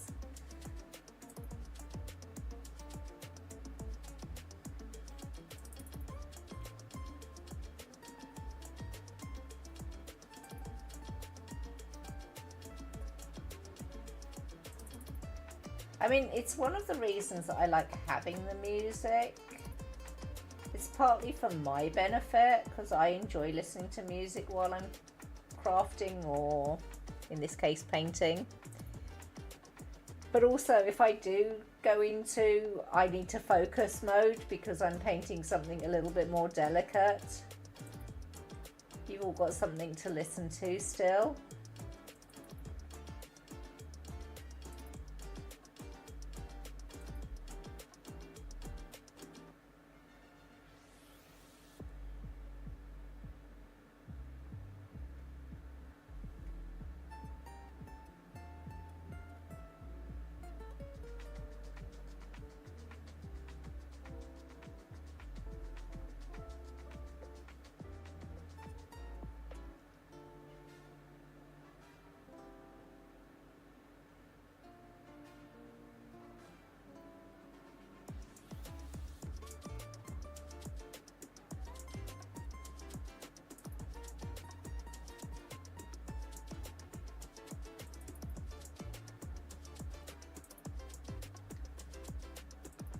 You're getting paint all over your hands as well.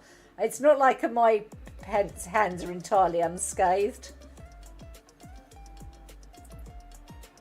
I remember when I got dressed this morning, I was like, I need to put something on I don't mind getting paint on. I say this morning, I think I got dressed this afternoon. I've been up since 7, but you know, the dressing gown is comfy. That's all I'm saying.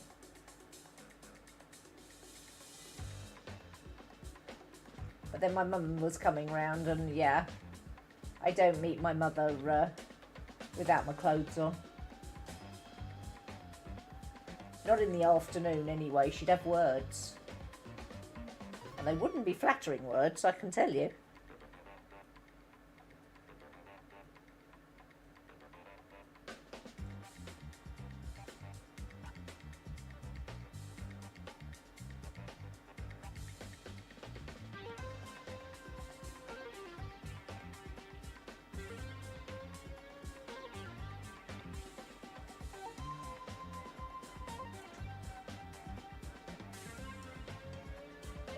I need a smock like you had in art classes. I need a smock permanently.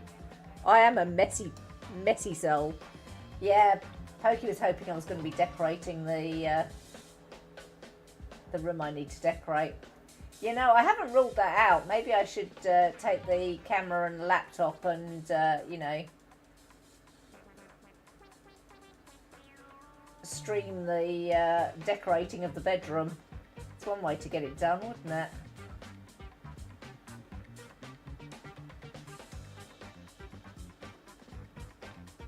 I remember Francois streaming motorcycle maintenance because he needed to get it done. He wanted to, you know, stream at the same time. It's like, well, let's just combine the two. That is a thing we can do.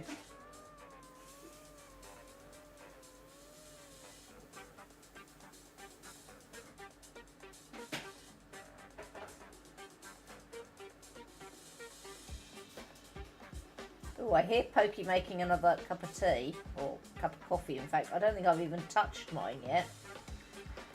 It's probably very cold by now. There we are, there's the tea.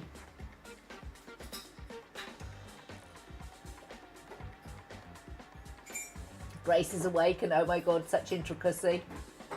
Well, it is a paint by numbers, so, you know, it's not too difficult.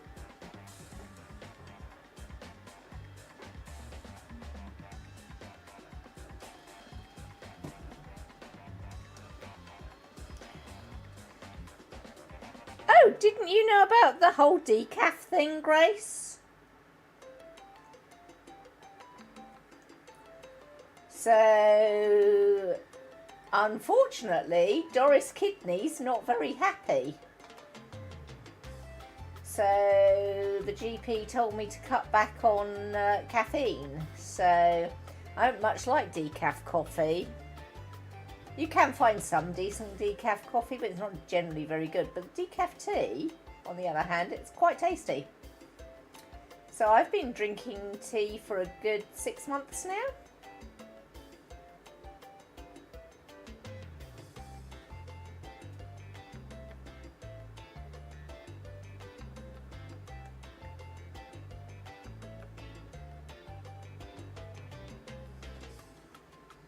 Oh, I've got a whole load of medical things going on at the moment. I had a blood test on Thursday.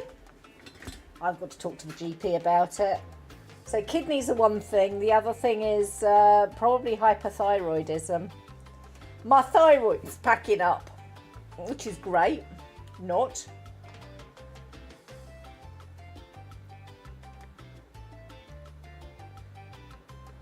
Getting old's lovely, you know.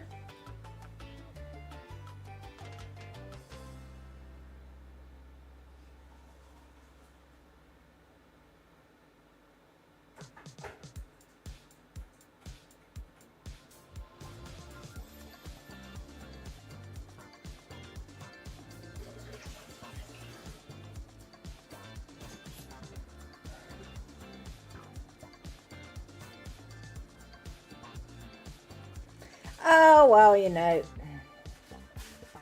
I'm sure all of it can be managed, but I don't know whether they're going to start me on any medication or, you know, tell me off and tell me to be better with my lifestyle. Don't really know at this stage.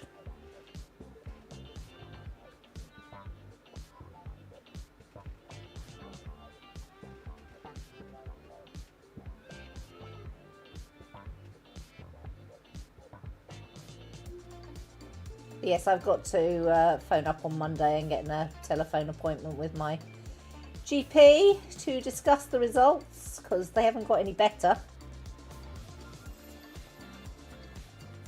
Like I had everything tested 6 months ago. But yeah, the changing to decaf was to try and help that out. I don't know what they're going to say about the kidneys.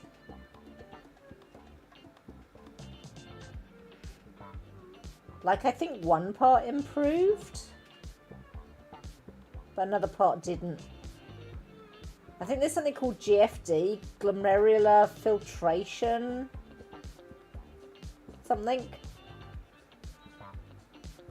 And that's in the abnormal range.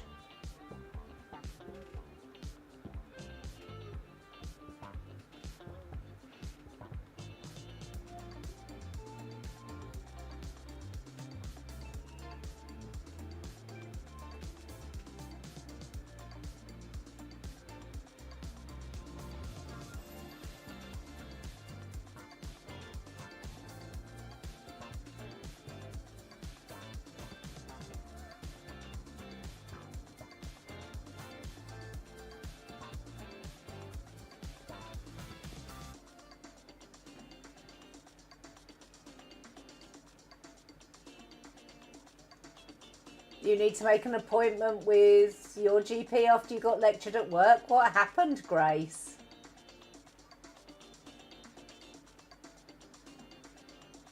EGFR? What?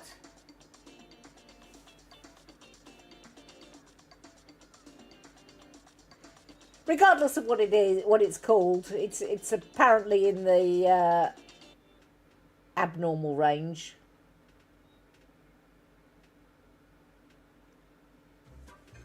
So I need a discussion.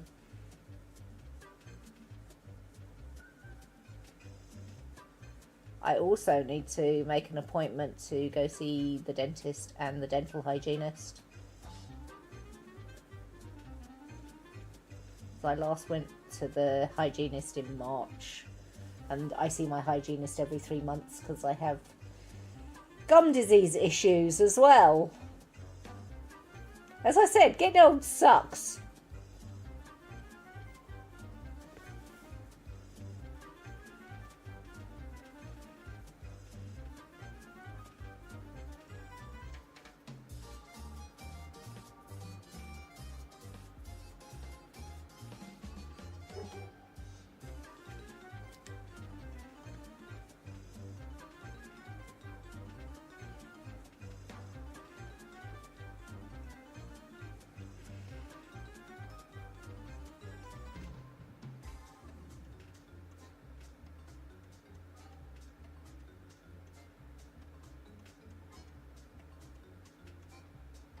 I feel like I'm probably off the camera again because I'm painting little bits right down the bottom now.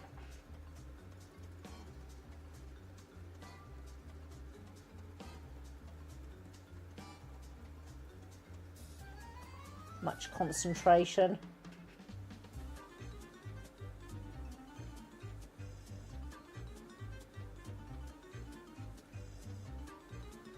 They want to make an appointment to discuss a migraine preventative and also the possibility of RFED.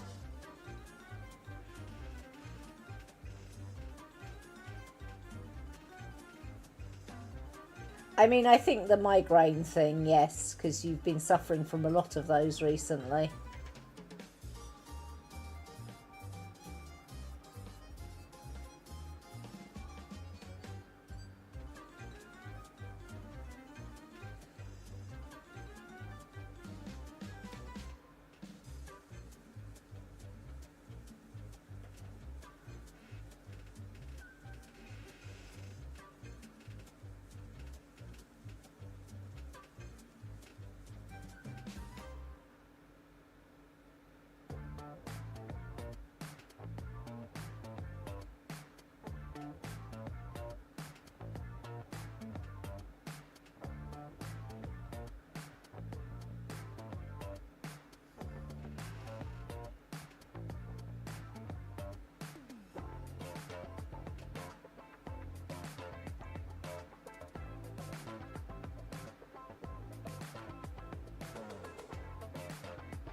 I've just got to remember to make the appointment because that's often a problem.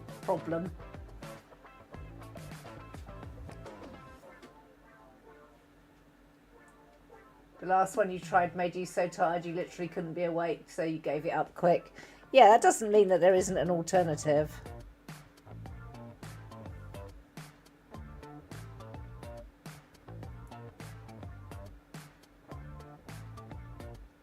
Sorry about the painting off the camera, but I am right down at the bottom of the canvas.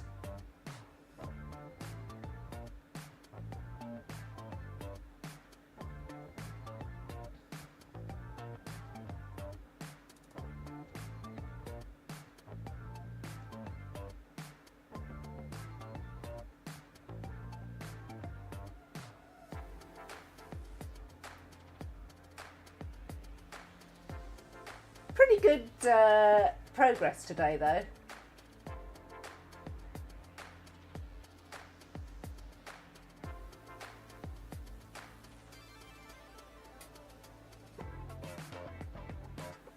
There's so much down the bottom of the canvas too.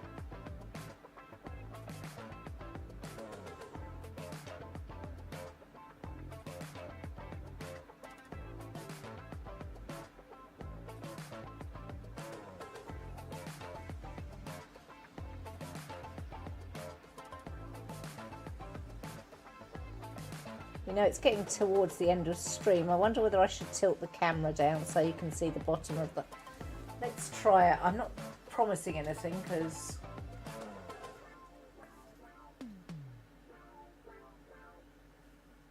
Yeah, it's not really moving correctly for me. Okay. It's a bit too stiff for me to put it down. I wonder whether I could prop this up at all. If I prop that up, how does that look? Oh, you just lose a lot of the canvas. Okay.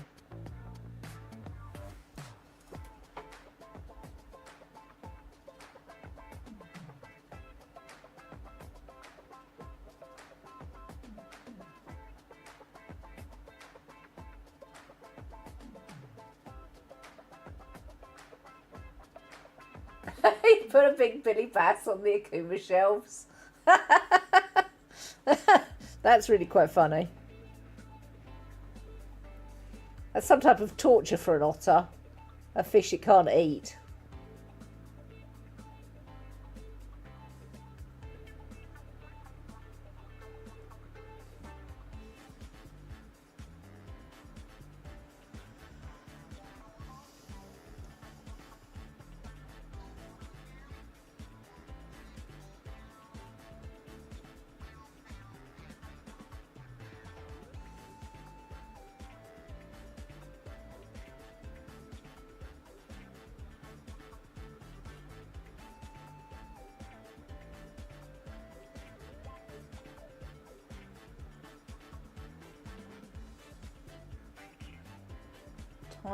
Tiniest of bits. I'm also painting my easel. I say easel, it's more of a stand because it sits on my desk. It's a, you know, one that sits on the desk and then I can prop the canvas onto it.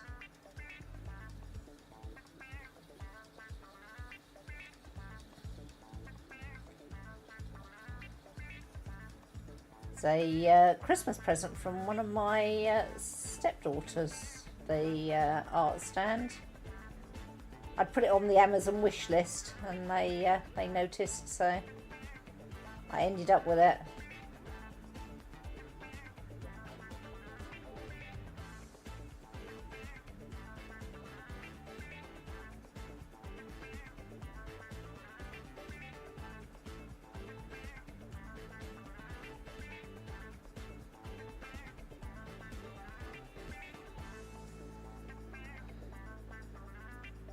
Shaking the fist at the camera. Oh, there's a splodge of blue right in the centre that I'd missed. Just try and find somewhere dry to put my paw down. There's a piece just here that I'd missed.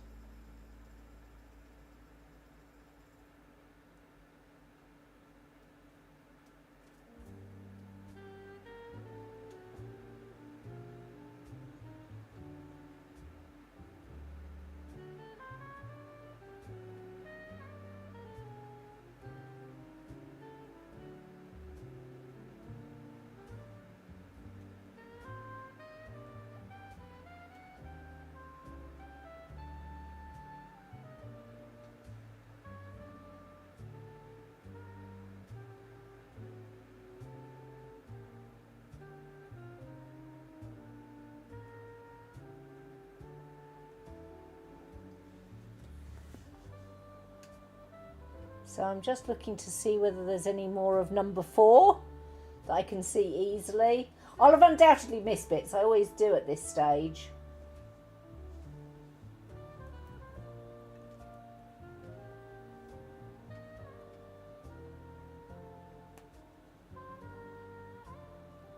You always hated that bit about paint by numbers, finding the numbers you miss later.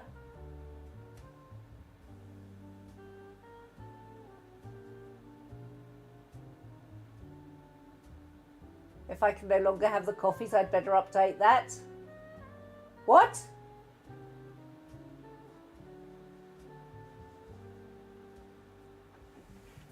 I don't think I've put any coffee on my wish list.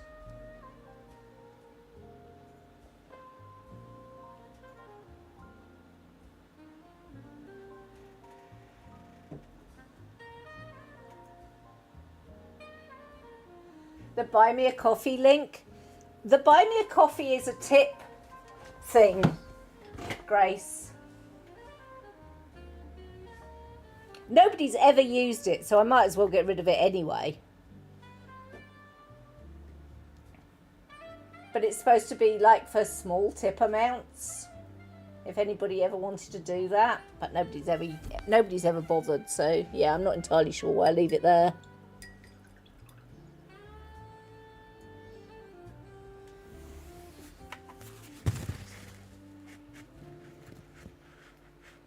You thought it was literally to buy me a coffee? No.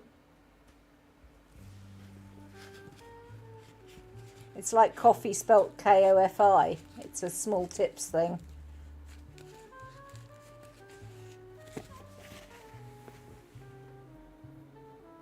And literally nobody has ever used it. So, don't worry about it.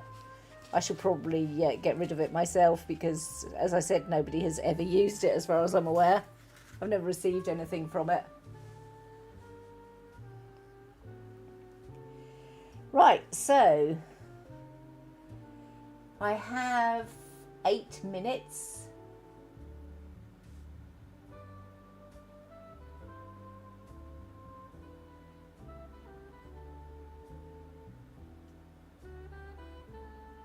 Perhaps I should change it to make me a coffee, and I'll integrate it with the smart light in the lounge. You can press it to remind me to brew up. Well, Pokey's been looking at various ways to light the new bedroom stuff. So I am pleased to say that we have decided on the lighting for the bedroom, but we now have some extra lighting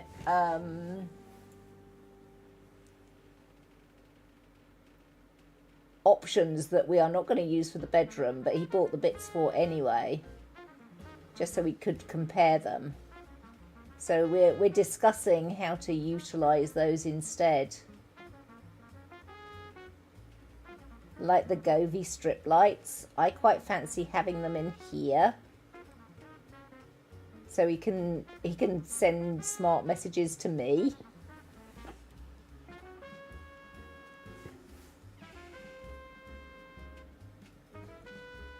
Because I think that would be quite fun. And maybe we can sort out redemptions that change colours of lighting, etc.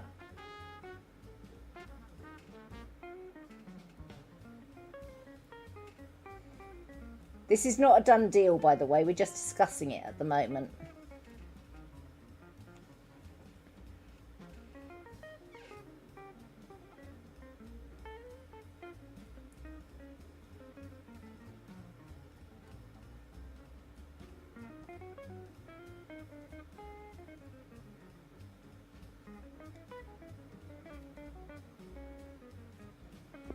I decided to put this lovely yellow tone in because I don't think there's too much of it. There's a bit, but I don't think there's too much of it.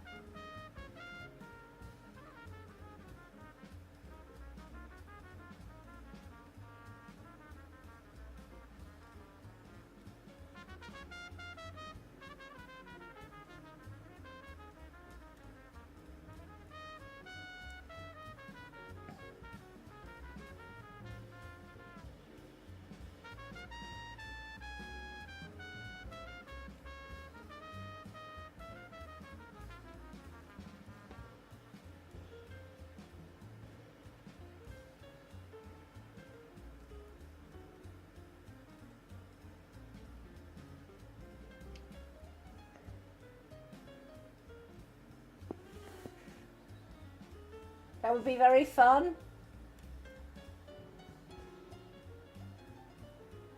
A friend of yours once suggested they should colour code the paint by number canvases so it's easier to see.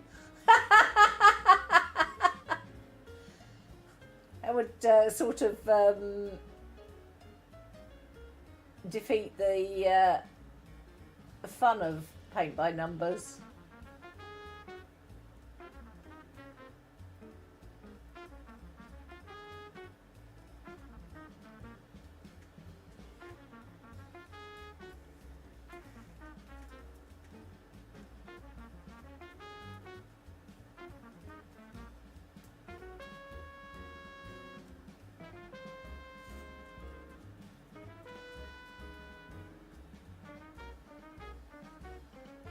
Oh, there's a ravening cat on my desk again.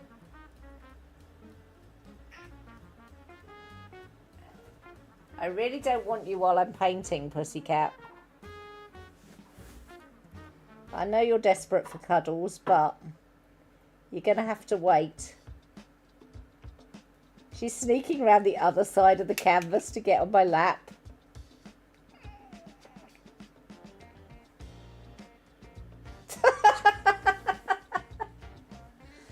She's in my lap and bapping my arm from underneath. Oh, she's got down now. I think she's hungry.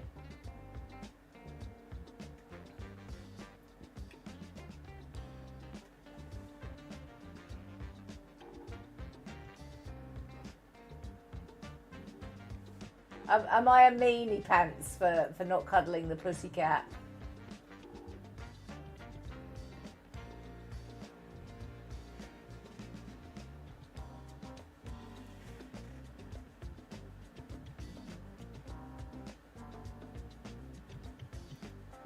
I think she's definitely after some food.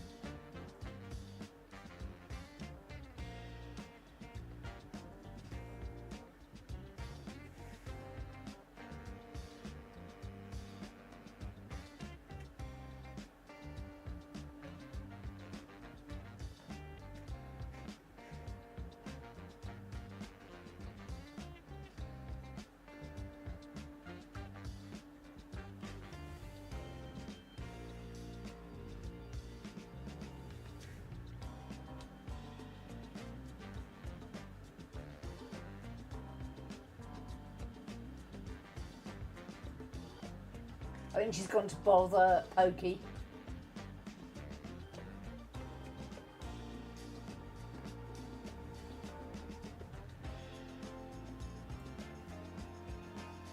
I could take a photo and put it through a filter to block similar colours together, thereby making a completed piece of artwork that resembles the paint by numbers and so avoid all the hassle. I mean, yes, I absolutely could, and I could get it printed on canvas. But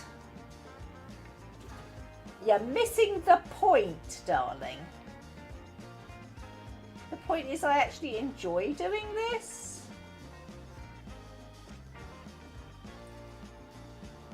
It's a bit like we could buy off-the-shelf lighting solutions. What would the fun in that be for you?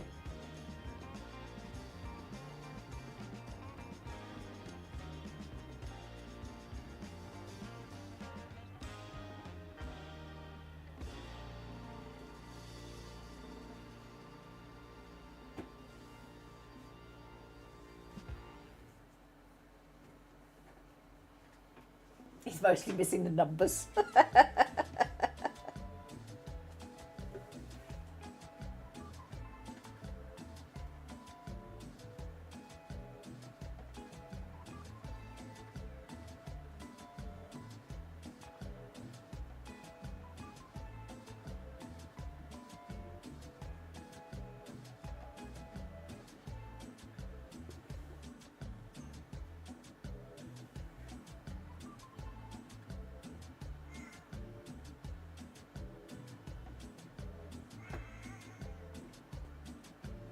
Do you know, I'm not sure I took many photographs in Venice. I think I just took video.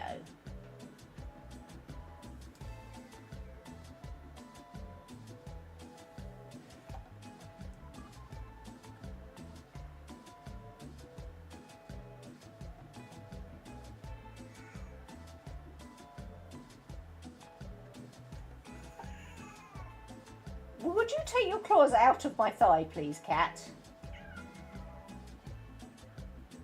No, you don't get to clamber up here with your claws. Ow!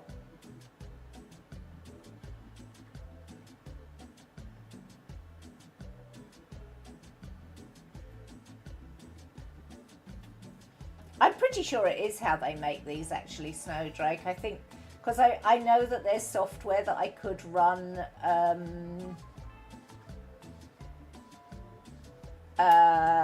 photographs through to make paint by numbers kits. So I could. In fact, I think I even have free software that does do it. So if I wanted to maybe do a sort of a colouring one, I could absolutely do one and print it out.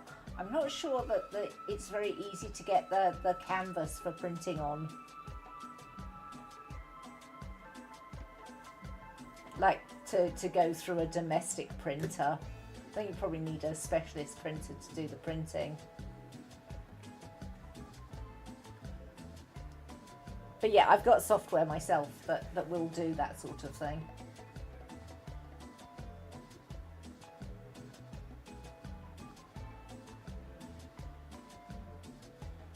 Well, unfortunately, my loves, it is coming up.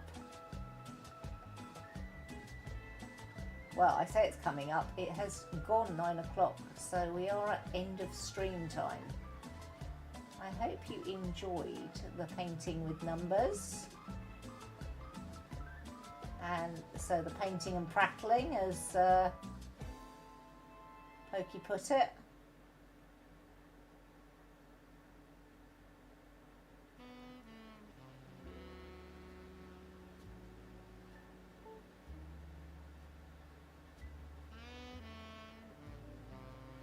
So I should probably thank everybody for dropping by. Thank you to those of you who chatted. Thank you to those of you who lurked.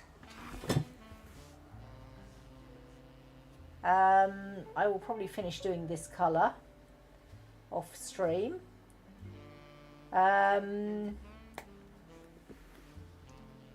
We will raid Crypt, but it'll take me a bit of time because the canvas is in front of my keyboard, so I've got to move stuff and do all the raid things after I end stream. So hang about a little bit if you want to raid over with us. Thank you to those of you who chatted. Thank you to those of you who lurked. Thank you to the subs and the resubs, much appreciated. Thank you to my lovely mods as always. I will be back tomorrow. Tomorrow's some chill time with Stardew Valley. I think we will actually do that. I will take under advisement the fact that people quite fancy watching some more of this. As I said, I'll probably finish the yellow off, the 11 that I've just started, since I've got the paintbrush wet and all that sort of thing. I say finish off. Try and find all the areas I can to do the yellow.